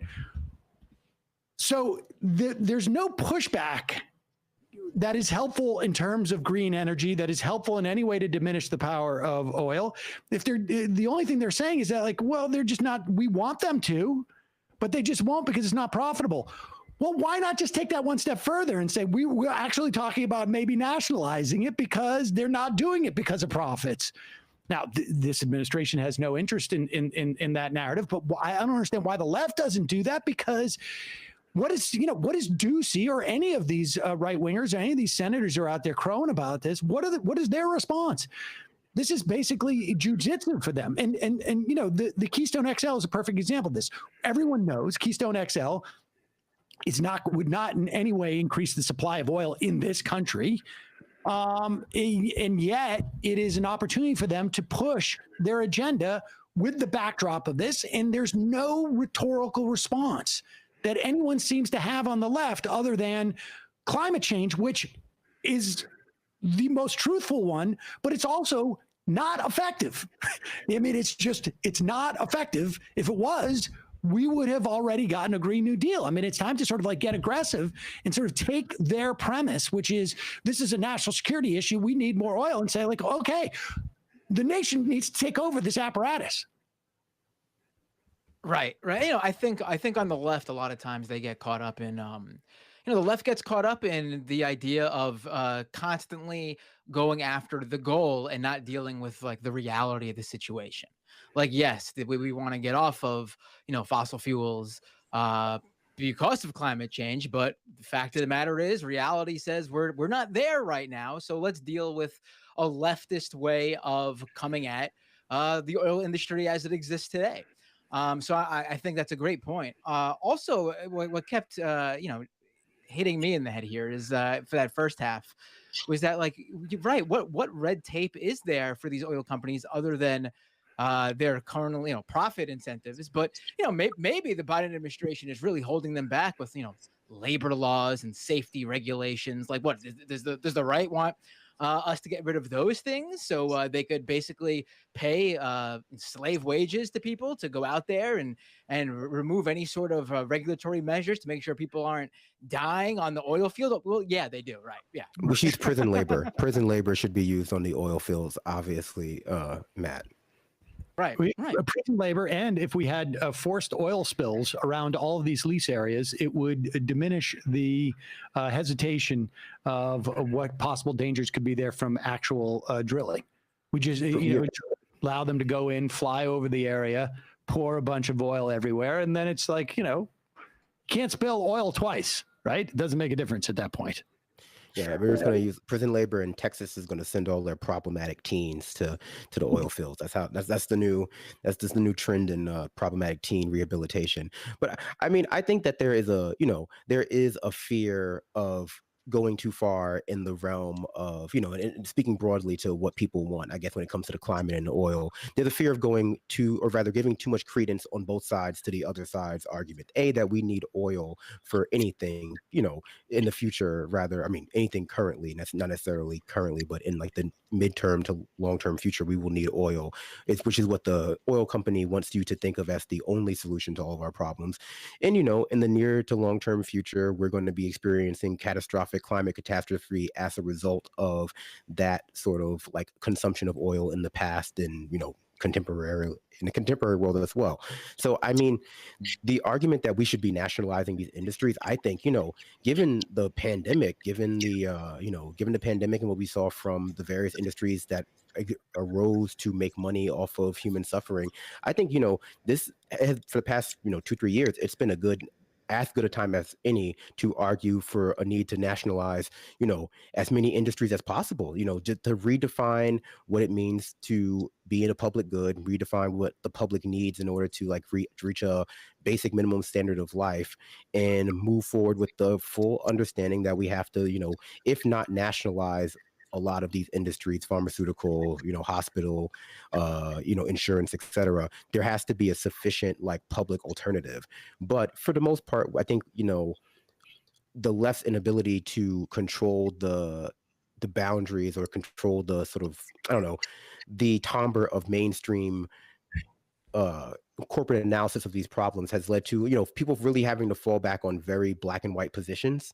In many cases where a lot of nuance gets lost surrounding, Ukraine, a lot of nuance gets lost surrounding, the rising gas prices. I saw someone mention the other day on Twitter, how come the left doesn't care about the rising gas prices, but they care about the minimum wage when, both things dramatically affect the poor. And it's like, well, yeah, in many ways, if the left was allowed to dictate the full range of the conversation, we would be talking about this stuff all the time. But, every so often people like, well, pan the camera to like, I don't know, Noam Chomsky on it and say like, what do you think about the war in Ukraine? And so, I mean, I don't know how to, as a leftist, really, when that camera gets panned to you, answer a question in a succinct way that doesn't give too much credence to like the status quo as it exists, while still, drawing people into that, that framework we're trying to develop. Because the moment you say, yeah, we need oil, they'll just cut that part out and like, Sunrise Movement activist says we need oil, and like the part where it says so we should nationalize these industries with a 15-year plan to reduce their usage, gets kind of lost. Same with the prison abolition argument. A lot of like the nuances of it get lost, and how many of the people on the left who are calling for, or rather citing climate change in this conversation about oil and gas prices, are actually like calling for these things kind of, who knows, because they're not the ones being platformed in this conversation generally. Sorry for ranting there for a little bit. I think that's a good point. It's very difficult. It's easy for us, on a YouTube show to make these arguments and have them fully digested by our audience, not necessarily the same in the context of cable. And somebody's asking, when you say the left, who or what are you referring to? And I guess that is just it is a shorthand for saying the people who are on the left relative to the United States of these issues. In other words, people who want less power for fossil fuels, both because of the concentration of wealth and because of what it's doing, in terms of climate change. So, where's, I guess it's very difficult for someone like Ed Markey, maybe, to come out and say like, I think we should nationalize these oil companies if the argument's that we need more oil, right? This is simply a rhetorical response. But as it is now, there is no response other than we're getting the administration saying, accepting the premise that we should be drilling more oil, and their response is like, we've done everything we can to facilitate that. Aside from that, there seems to be no deployment of anybody with any other response, and that is strictly as a political matter, both in terms of the fortunes of the administration, but also as the fortunes of trying to get some change in our, diminish our reliance on fossil fuels. Not necessarily in the next 6 months, but I'm saying, in a matter of years or, God forbid, decades, there needs to be a tack that begins to sort of like question the fundamental premises of like who's pushing this and why. And, Psaki was sort of trying to, like, their shareholders can't afford to, they're not going to make enough profit to use the leases they have, and that's why they're not digging. It's not because we're making it an encumbrance upon them. That's an anemic response to that. The full response is like, you're right. If they're having trouble digging oil, we need to take over this enterprise and do it. That's Operation Warp Speed. We will nationalize all the oil fields. But no, I think to that point, you also cite the same argument people on the left sided about the bank's post-2008 bailout. If the oil companies need all these subsidies, then they need to be, if not fully nationalized, then a portion of their shares need to be in the public, control, more or less. Right. And I think there was actually a little bit more traction in that regard. Now, banking, I think, is like the part of the agenda that I would have if we were to nationalize banking would not be to eliminate the function of banking. In this instance, part of my agenda in nationalizing the fossil fuel industry would be to also phase it out. And it would be much easier to phase out too if there wasn't all of this, people making a ton of cash out of it. Let's go to the IMs. Nicole from Buffalo. Can't believe you guys are in bed with Big Globe. Probably drowning in all that NASA money. You don't want to know you don't want to know the connections between Big Globe and Big Oil. That's because if the Earth is flat, where does the oil come from? Is a big question in the flat Earth community. Yeah, that is a good question. Well, the Earth is flat, but the ground is very deep, right? It's not actually. The ground's only 8 miles deep, so it kind of really raises a lot of questions. What if the ground was only like 15 feet deep? It depends on if you believe in like New York style pizza Earth or like Chicago style deep dish Earth.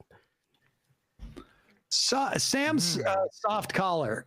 Really enjoyed Nomi and Emma's Women's Day special. Great discussions about a wide variety of topics. Keep up the good work, MR team. All of you. Left is best. It's probably for the better that y'all didn't start the podcast out with MMA topics. It wouldn't be able to support you if you were literal billionaires. What a relief. Am I right? I was suggesting, Matt, that after watching what show is that? What show was it that interviewed? Was it the Nelk Boys? The Nelk Boys? Yeah, I was like, maybe we should have around 2012 when you came onto the show, we should have just gone all wrestling for a couple of years and then slowly worked politics back in. And I mean, right Donald now, Trump was inaugurated into the WWE Hall of Fame in 2013. I mean, you could draw a straight line from that to the presidency. It's all right there. There you go. Philo's Raptor.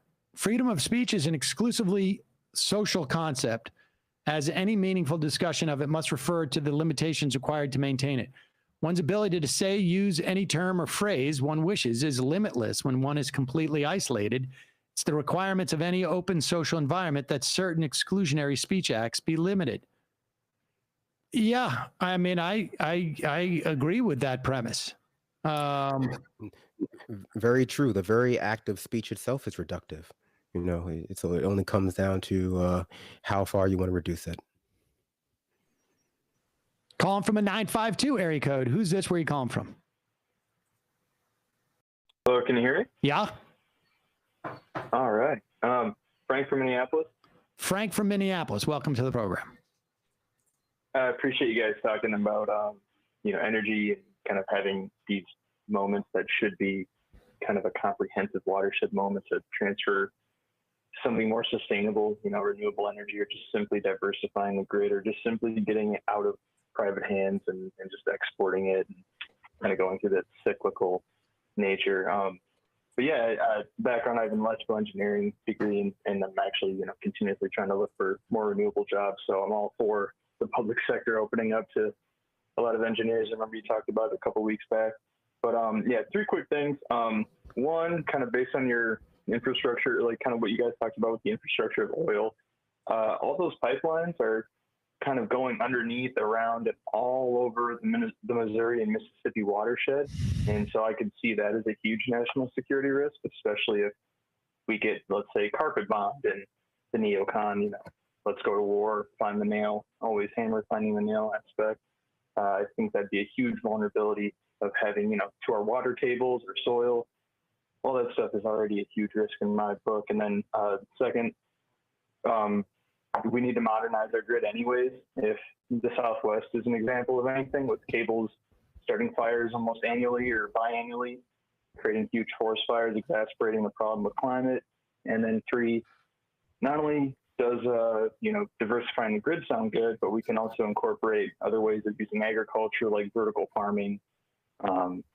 You kind of do things indoors with LEDs, reducing, a lot of the effect of what we're doing to the land to potentially, hopefully, grow more forests and all that good stuff. But yeah, just want to throw those ideas out there, get the wheels turning, and thank you guys for what you're doing, and especially kind of bringing the conversation to a more rational standpoint relative to what we see on cable news. Thanks. I'll Thanks for the call.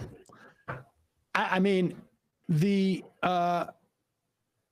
point about, from a national security risk of all of these pipelines going by watersheds, there was in April of last year, maybe it was, the Colonial Pipeline, I think it was in North Carolina. Two kids were riding their bicycles. Pretty sure it was bicycles. Maybe it was mountain bikes, or maybe it was maybe it was, they were motorcycles. I'm not sure. And they came across oil bubbling up from the ground. And it was this massive leak in this Colonial Pipeline. And I don't know if they've even calculated how many millions of gallons. You gotta remember, it takes a lot of oil for it to actually bubble up as opposed to go down, right? The ground has to be completely saturated. And if it can happen there, particularly when you're talking about when they're talking about like with the Keystone XL, one of the problems was it's such a corrosive oil too. You have to keep it heated throughout the process because it's so sludgy. And I think there's an inevitability that we're going to lose some massive watershed in, for a water that is going to be feeding, more or less the breadbasket of this country. I mean, I think it's just a matter of time. I think when you look it up, and I just did to verify, like since 2010, there have been over 3,300 oil pipeline, natural gas pipeline, liquefied natural gas pipeline, I should clarify, leaks or ruptures. And that has been over the past decade. So I think for the most part, people are just generally unaware of how frequently like these pipelines are leaking, or as the caller said, how many of them go over major like watersheds or major sort of like rivers. One of the issues with the North Dakota, the Keystone Pipeline was that when it ruptured, it would poison the water of the Native community and others in North Dakota. And that was something that was kind of buried as part of the reason why people were protesting it in favor of promoting a more like, not to be crass, but they kind of ethnified the issue. And in my recollection, it was like, oh, these Native Americans don't want their sacred land, tarnished by the oil or like the pipelines, like aesthetic versus a more practical concern about like being poisoned by the oil, which happens all the time. The concern which caused the oil pipeline to be moved in the first place from going through a different neighborhood. And, which is not to say that the land concerns and the sort of like the land ritual concerns of the Native people there are not important, but, the idea that these are creating like massive ecological disasters, along with, I think, almost $3 billion worth of damages over like, to our country is just not well known. I think that, it really just speaks to our current definition of national security is much more concerned with our ability to continue to, grow our GDP and not the health and safety of our country citizens in the most direct sense. And that's why things that more directly impact health and safety versus like the ability for companies to make money off of health and safety, like pharmaceuticals, tend to be, pushed to the wayside. Let's go back to the IMs. If you guys see anything on that sheet you want to cover, let me know. Melancholy writes in that Jack was in studio with Chris Hayes last night, so I'm pretty sure he's in the U.S. That would make sense. Dan Wally, Selenium. That's right. That's what's in Brazil Nets. Jack was on Chris Hayes last night, says Dan the Birdman. Ezard, Sam, how do you feel about Gravenstein apples? I believe Luther Burbank had high praise for whatever that's worth. Apple theme show when? I'm not familiar with Gravenstein apples. I don't know. Anybody? I've never had one personally. I'm a big Apple guy myself. I had some pink ladies this week, but the Apple selection. I know it's a casual. That's casual Apple. I'm not unaware, but dude's it was pink lady. Yeah. I know that's a scrub tier apple for us like sweet tooths, but that's all the local vendor had. But I like apples. Yeah. All right. Well, I mean, what are you gonna do next? Brag about having a gala?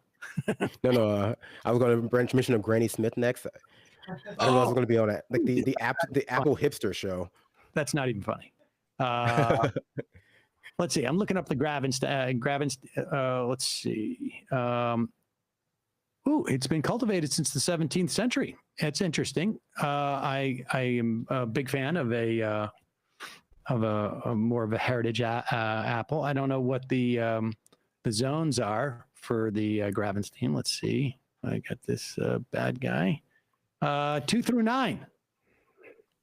Ooh, that is a very, very versatile apple. Let's see. It's cold hardy. It ripens in September. I'll maybe check those out. Dessert quality apple, it says. Oh, I will say I'm not as big an apple guy as you are, Sam. I'm just teasing about the pink lady. I think is a perfectly sufficient apple. What's going on here? What have I landed myself into? What is going on? I'm not an apple guy. Sorry, folks. So, Sam, your apple elitism is off-putting. I prefer pears anyway. No, I like honesty. I'm glad that my Apple choices are adequate. I hope. When are you going to put out your like tier ranking for apples? I've done that many times before, Brandon. I mean, come on. Okay. You know what's the best kind of apple? The one that you bake into like a caramel like crumb thing that you put vanilla ice cream on. That's the good apple. That's Like the best apple right there. Caramel cobbler. Like a caramel cinnamon apple crunch, whatever it's called. The thing Applebee's used to sell back in the day. There you go. I'll eat a crumble. I don't want to be associated with like grouped in with Matt's level of apple heresy. I'll eat a crumble where it's just like the apples baked and with a little bit of a little bit of sugar, a little top, like a little Dutch crumble top. I don't need the whole like pie crust McDonald's like pocket thing. That. Ooh, I gotta say the McDonald's apple pocket thing is a good apple. That's my apple right there. That's a good one. Ryan in Los Angeles. It took 4 years in a 4-year war for Richmond to fall. Ryan also says, "What's a flat Earth cookbook?" A lot of pizza, I would assume. Lots of Los Tacos. I'm glad that MR has not fallen into the same idea that many leftists have, that every action Russian takes is entirely NATO's fault, and that Russia has no autonomy and doesn't make their own decisions. Even in the MR Discord, in associated ones, there are numerous people, supposedly on the left, who repeatedly defend Russia's actions and blame everything Russia does on Ukraine or the U.S. I had a leftist with 70,000 YouTube subs tell me that he thinks that Russia taking complete control of Ukraine would be an ideal outcome. Look, I think there is a lot of validity to the argument that that NATO should not have expanded after '93. I think there's also some legitimacy that the expansion of NATO is a national security concern for Russia. And I think that anybody who suggests that is a legitimate reason to invade Ukraine at this time should also have subscribed to the idea that, we can't let Iraq run around there. We can't let the mushroom cloud be a smoking gun. I mean, that's what this is. It's just absurd. It's just absurd. I don't see how that's in any way a leftist position as much as it is just simply a bad take, by anybody. I mean, there's plenty of people across the spectrum, I think, who could have that perspective. Dank Uger. These guys are also Canadian, so not even an American MMA podcast. Please tell me you're going to follow up this interview by having the Birds Aren't Real guy on tomorrow. We've been meaning to do that. Maybe we can do that tomorrow, actually. Because, see if we can get him. Is the name of the Canadian MMA podcast MMA, but the A is like a EH, like they're MMA? Yeah.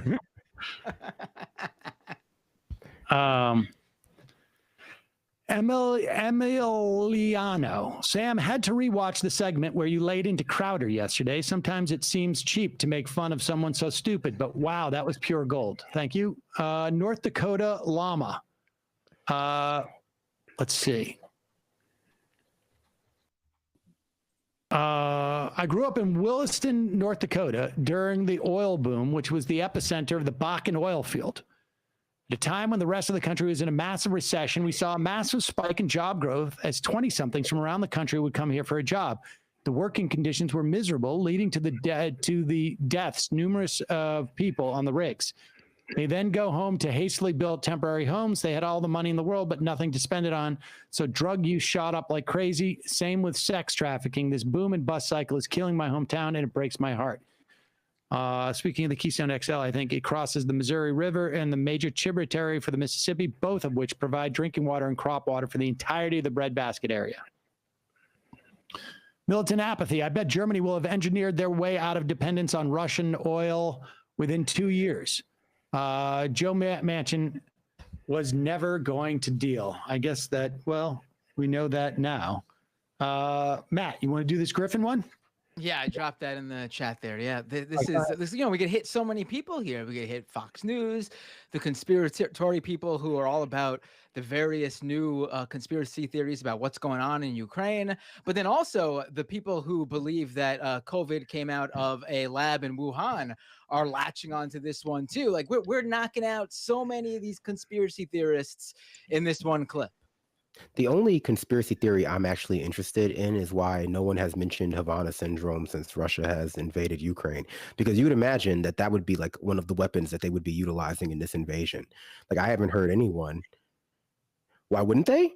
Yeah, why wouldn't they deploy the Havana death ray? Yeah, exactly. That's what I'm saying as well. Like, yeah, why wouldn't Russian use their newest directed energy technology against apparently, which is disables with no real repercussions other than like the actual, I don't know what you call it, the various neurological symptoms that you get. You could maintain the entirety of the the infrastructure.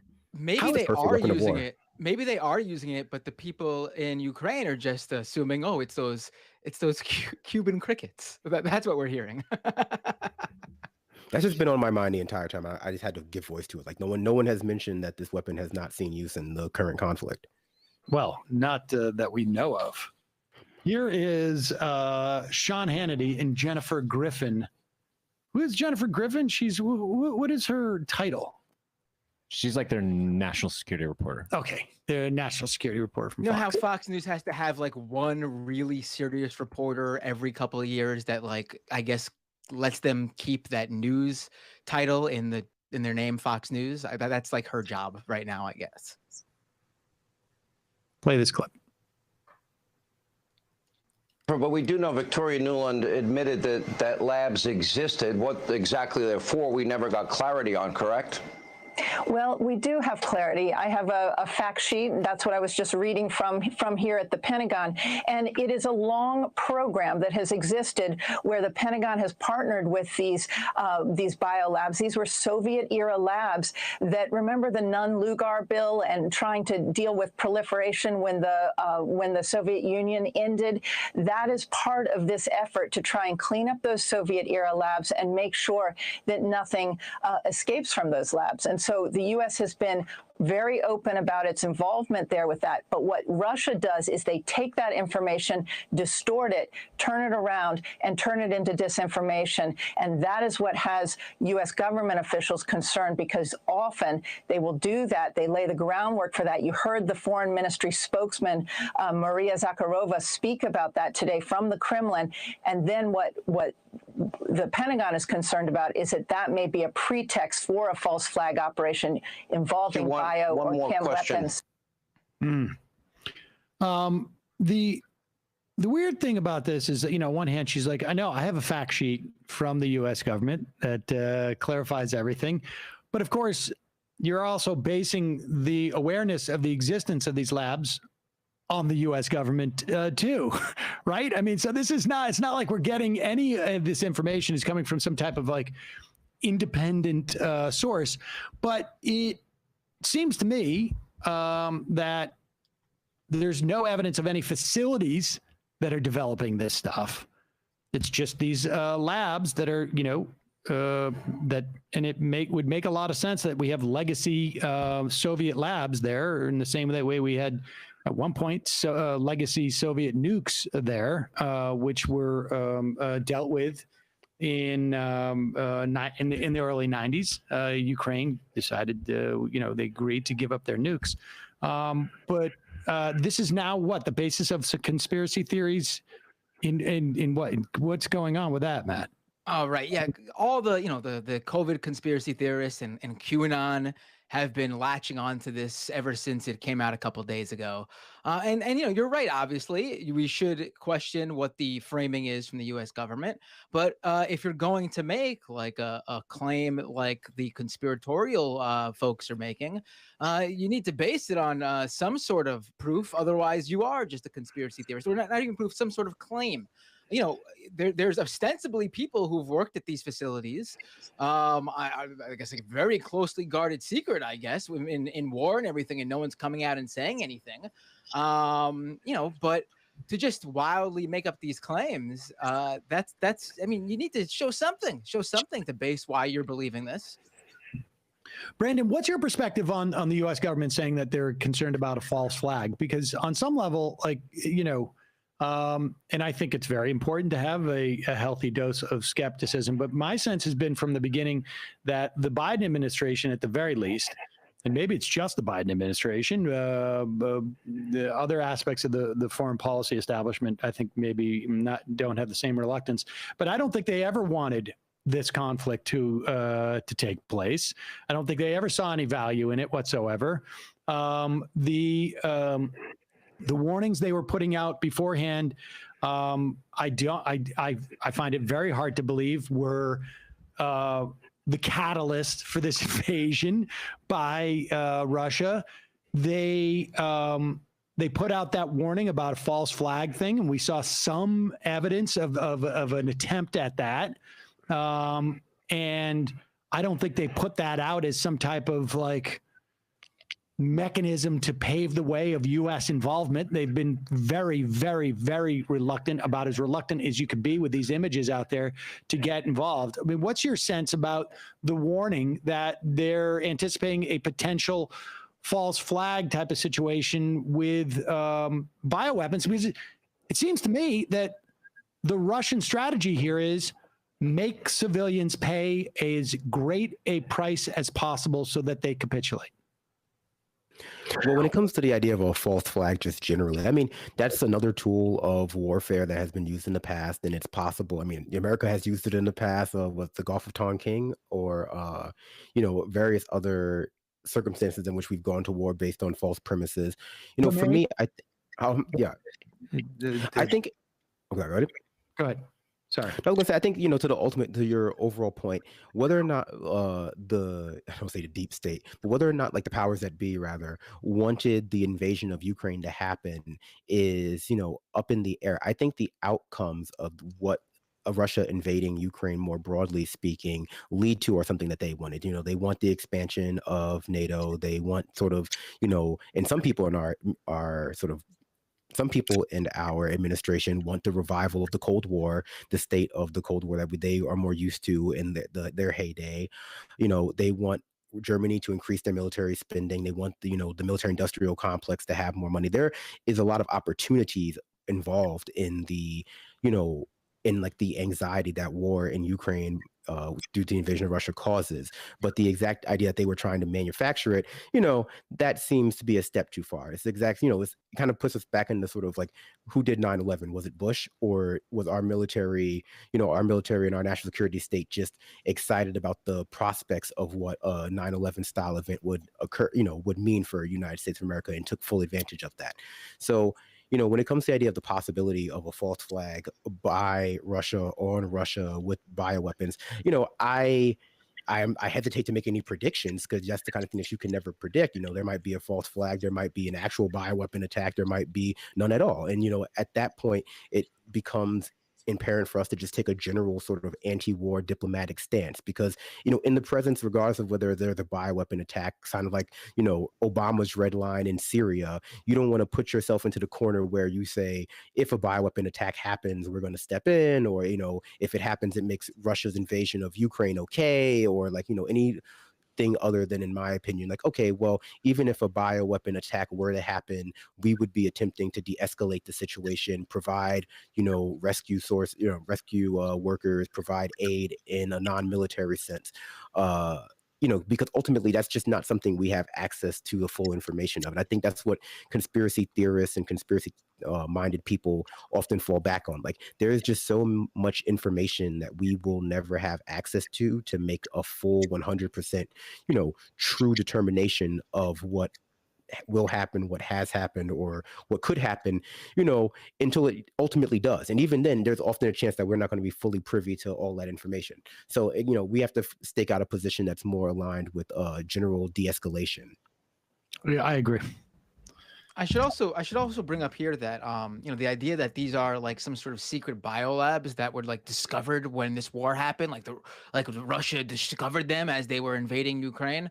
It's just not true too, because in 2013, Barack Obama, you mentioned Barack Obama, Brandon, he gave a speech honoring former Republican Senator Richard Lugar of Indiana, who had worked for decades on these negotiating in a deal for U.S. aid to go to Ukraine to improve security at facilities where dangerous microbes are kept.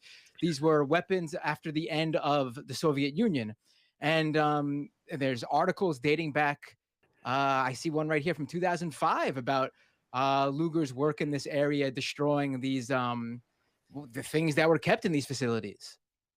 Yeah, I mean, it seems if the American government is trying to keep it under wraps, bad idea to testify about them in public in a Senate hearing. That's just like a poor form. That's not what do they call that? Poor tradecraft. You know, it's also one of those things where, like, to a layman, what's the difference between a biological research lab and a research lab with the capability of weaponizing weaponizing viruses? You know, that's one of those things, again, that conspiracy theorists like to rely on, which is that you have just enough information to make radical determination, but not enough for like actual context, including your own education, to be able to determine the difference. I mean, there's no difference between like that and when we say that Iran is working on a facility to be able to make a nuclear weapon, and they, counteract like, no, we're working with nuclear power. Like, so we're relying on the idea that these two things can be interchangeable in the mind of a populace, a global populace, in making what could be or is a benign exercise that most states have to undergo to do viral research, to do nuclear power research, into like an inherently malicious act that a state is just not allowed to undergo due to some kind of theoretical possibility of weaponize it due to like their own unique qualities as Ukrainian or Iranian. Let's go back to the phones. Calling from a 508 area code. Who's this? Where are you calling from? Sam. Yeah. It's Ben from Worcester. How are you? Ben from Worcester. What's up, Ben? Not much, man. I called a couple of years ago when I lived on the other side of the city by Kelly Square. You asked if I went to that bakery down on Green Street, and I hadn't. And I just want to let you know, I still have not. Oh, well, appreciate your checking in on that. Yeah, it's too bad you're not still living in Kelly Square, because then you could just walk right over to Polo Field. It's so fancy down there now, dude. You wouldn't even believe it unless you've been back here recently. I have not. I mean, I get reports, but I have not seen it. But I hear it's pretty special. We could go down to see the Woo Sox. Oh yeah, maybe. Well, I mean, who knows? I mean, with the whole baseball thing and everything. I know. I'm not over there anymore anyway. Now I'm over by the old bones of what used to be the Greendale Mall, watching a new Amazon building go up every day. So. Yeah, what's happening over there? So the Greendale Mall is gone, and that's too bad. It's gone, dude. That's too bad. That's a real shame. It is. I mean, it is. I wasn't. But anyway, that was post-college for me. Hung out there. John Benjamin actually worked at I think it was the Fridays that was there, and I would watch. Get out. I would watch him serve eaten food to other tables. He would go up to tables where. He would clear off one table and just take the plates over to another table. And I'm like, I don't understand how he doesn't get fired. And they would just laugh, and then they would give him a big tip. So. Worcester's a very special place. What can I say? That's true. Now, the first job I ever had was at that mall at GameStop for like a winter. But anyway, all right.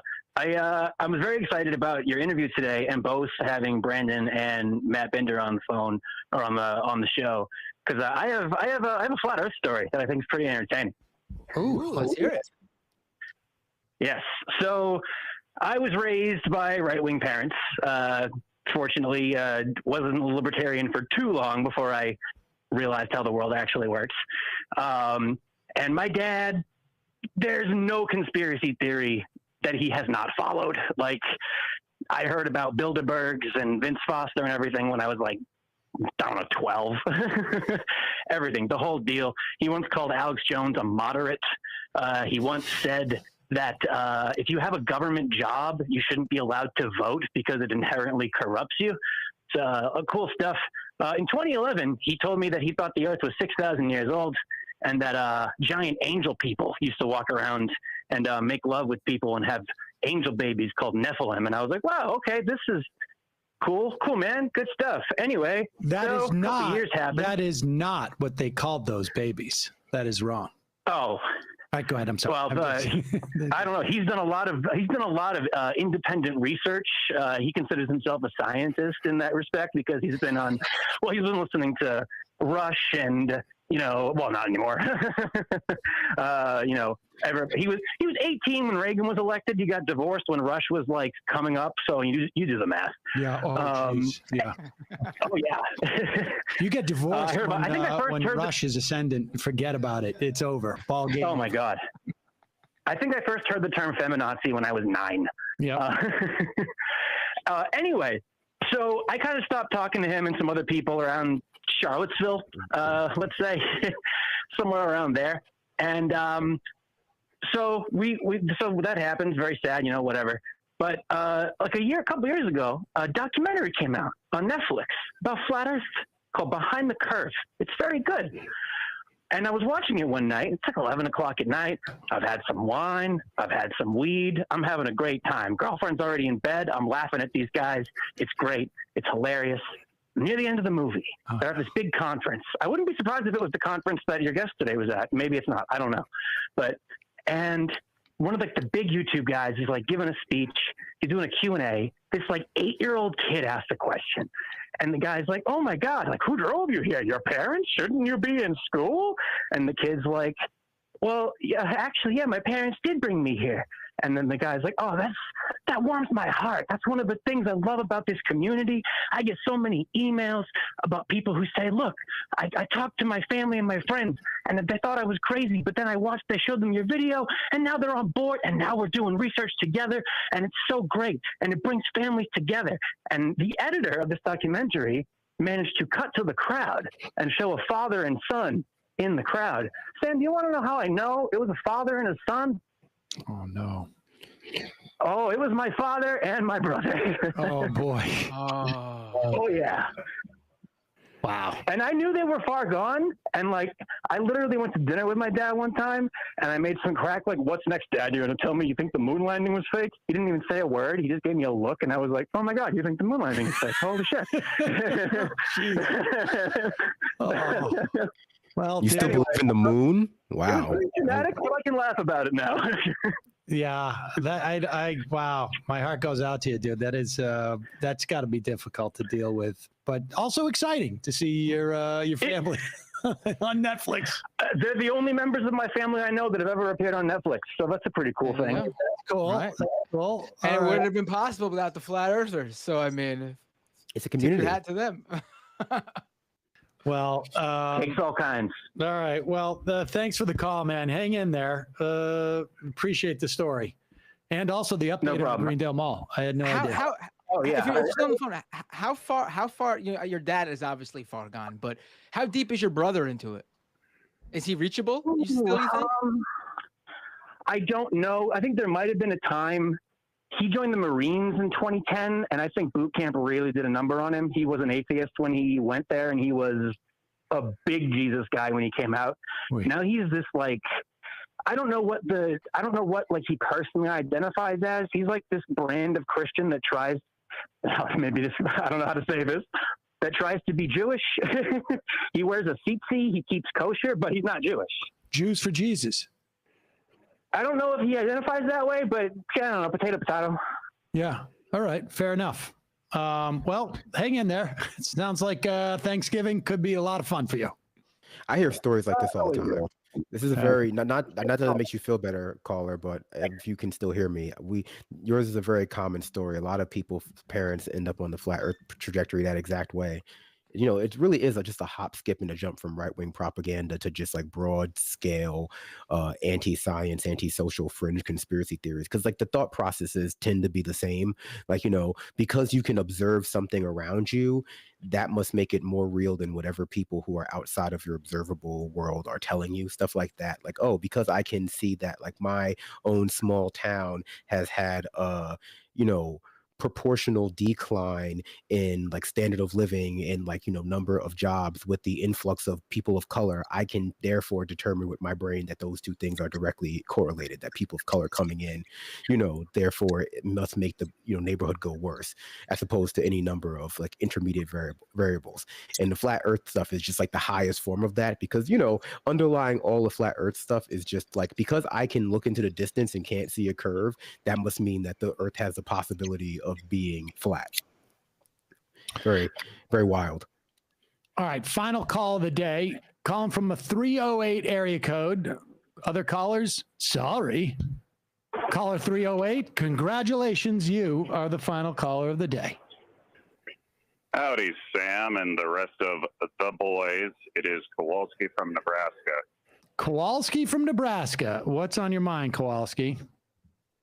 Well, whenever I hear the Keystone XL pipeline brought up, it always reminds me of, used to be a neighbor because we farmed in the area, but I believe his direct words were, I will fight anybody who tries to put that damn pipeline through this piece of land, that they will have to bring out body bags. So the weird part is with the Keystone pipeline, Nebraska will probably not go for it because A, our moneyed interest is in rail lines, ethanol, and environmentalism. We will protect our water to the bitter end, no matter what, like certain GOP actors want. Even if the governor's on board, it probably won't happen. Wealthiest person in our state owns one of the big rail lines in the state, and there's just not that big of an interest for it. I also want to point out when it comes to the Keystone pipeline, it's moving tar sand oil, which is heavier than water. So if that thing ruptures, it won't come bubbling up to the surface. It's going to sink down into the aquifer, which is the largest freshwater aquifer on the continent and the most valuable asset we'll probably have as a nation going into the 21st century. So that's like not going to happen. And just putting it out there, trains are technically much safer because even if they do derail, you know there's a spill and the cleanup operation can begin immediately. Right. And lastly, I just wanted to point out, a buddy of mine puts up wind turbines, and the foundations of those, they're not sure what the life expectancy is. They're thinking maybe 100 years or so.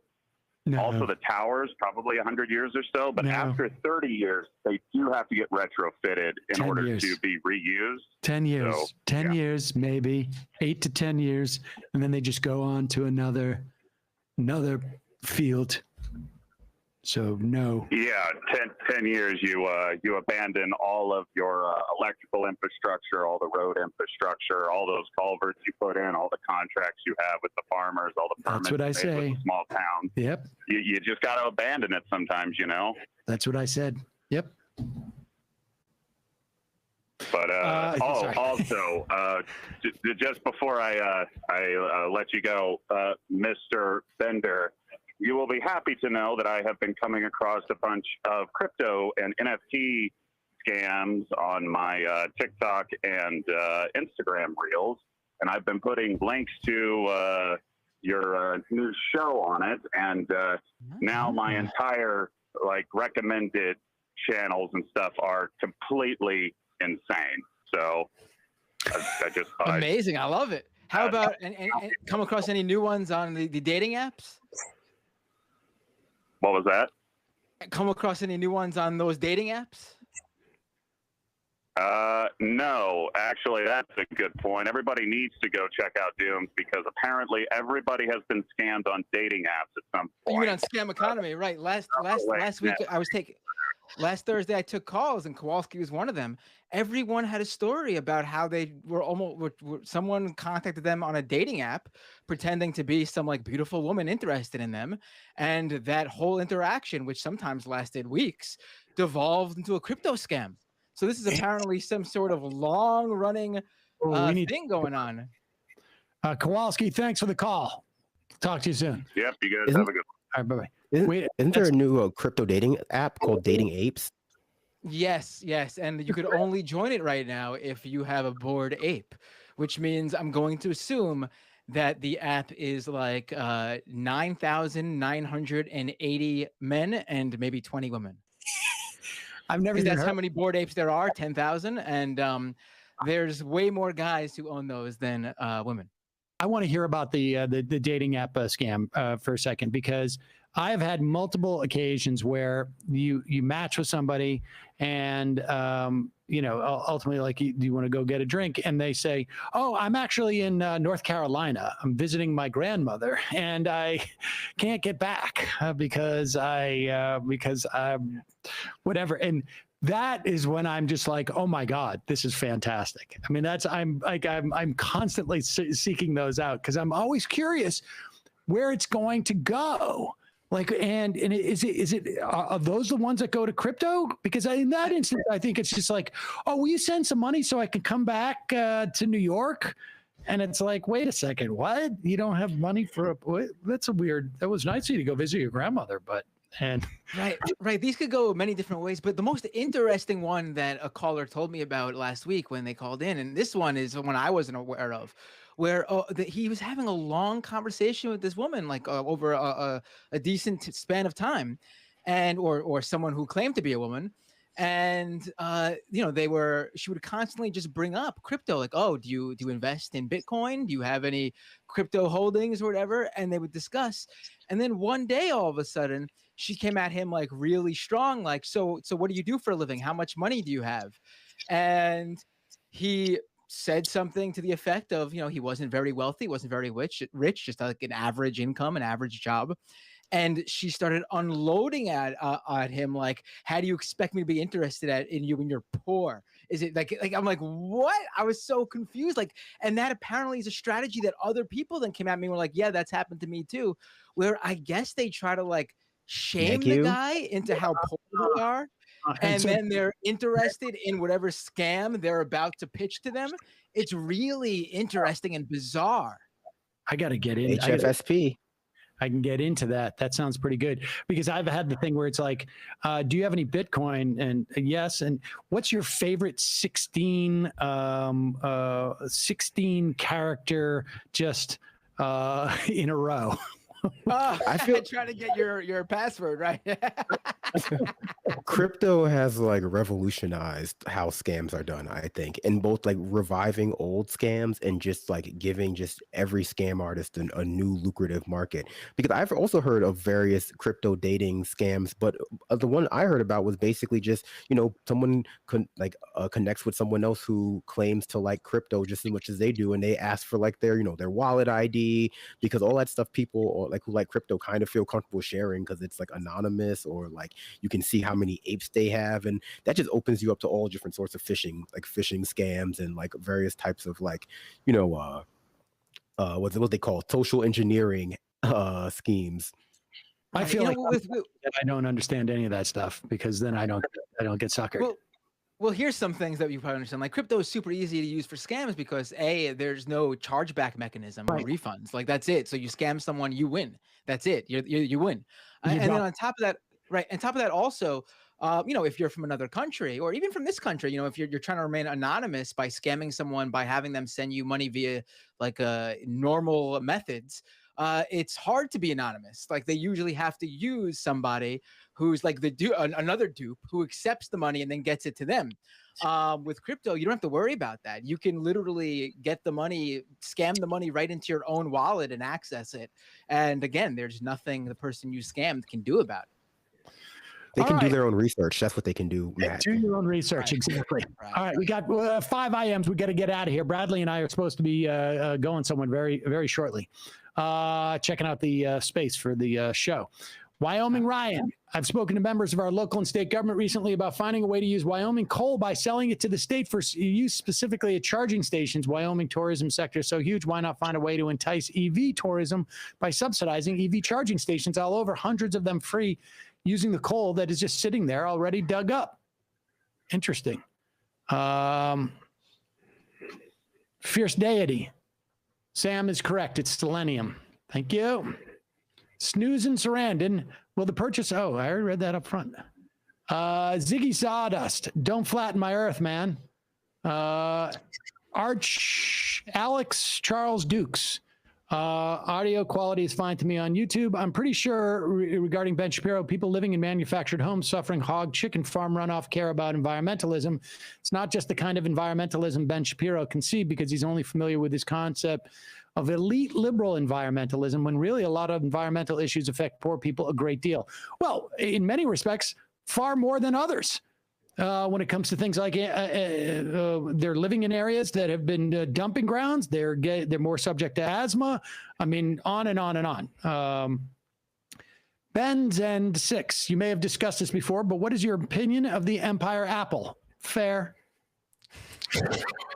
Below me, Flat Earth gets really anti-Semitic in the Netflix documentary. One of the main guys they follow promotes the book, The Greatest Lie Ever Told. Behind the Bastard skimmed through his book, and it's a Nazi screed that talks about how the Jews created a thought demon called egregor. Yes. Folding Ideas did a video on how a lot of Flat Earthers went to QAnon because of how much overlap there is.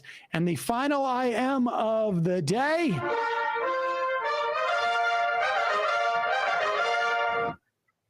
Jackson Hinkle Door.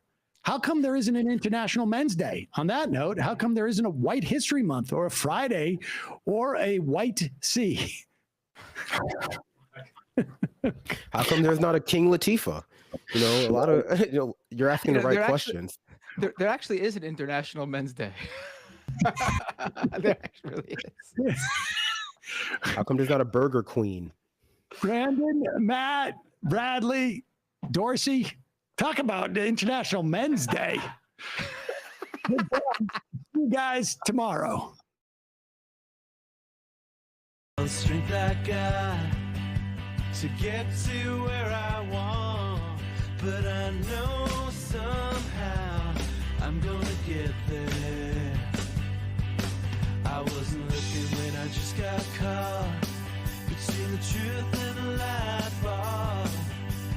Finding out won't make me feel any better. Yeah, I know the clock is ticking, but the meds are gonna kick in, and my pilot light shining bright. I get somewhere the choice is made, for the option where you don't get paid, for the road that bends before it finally breaks you. I get some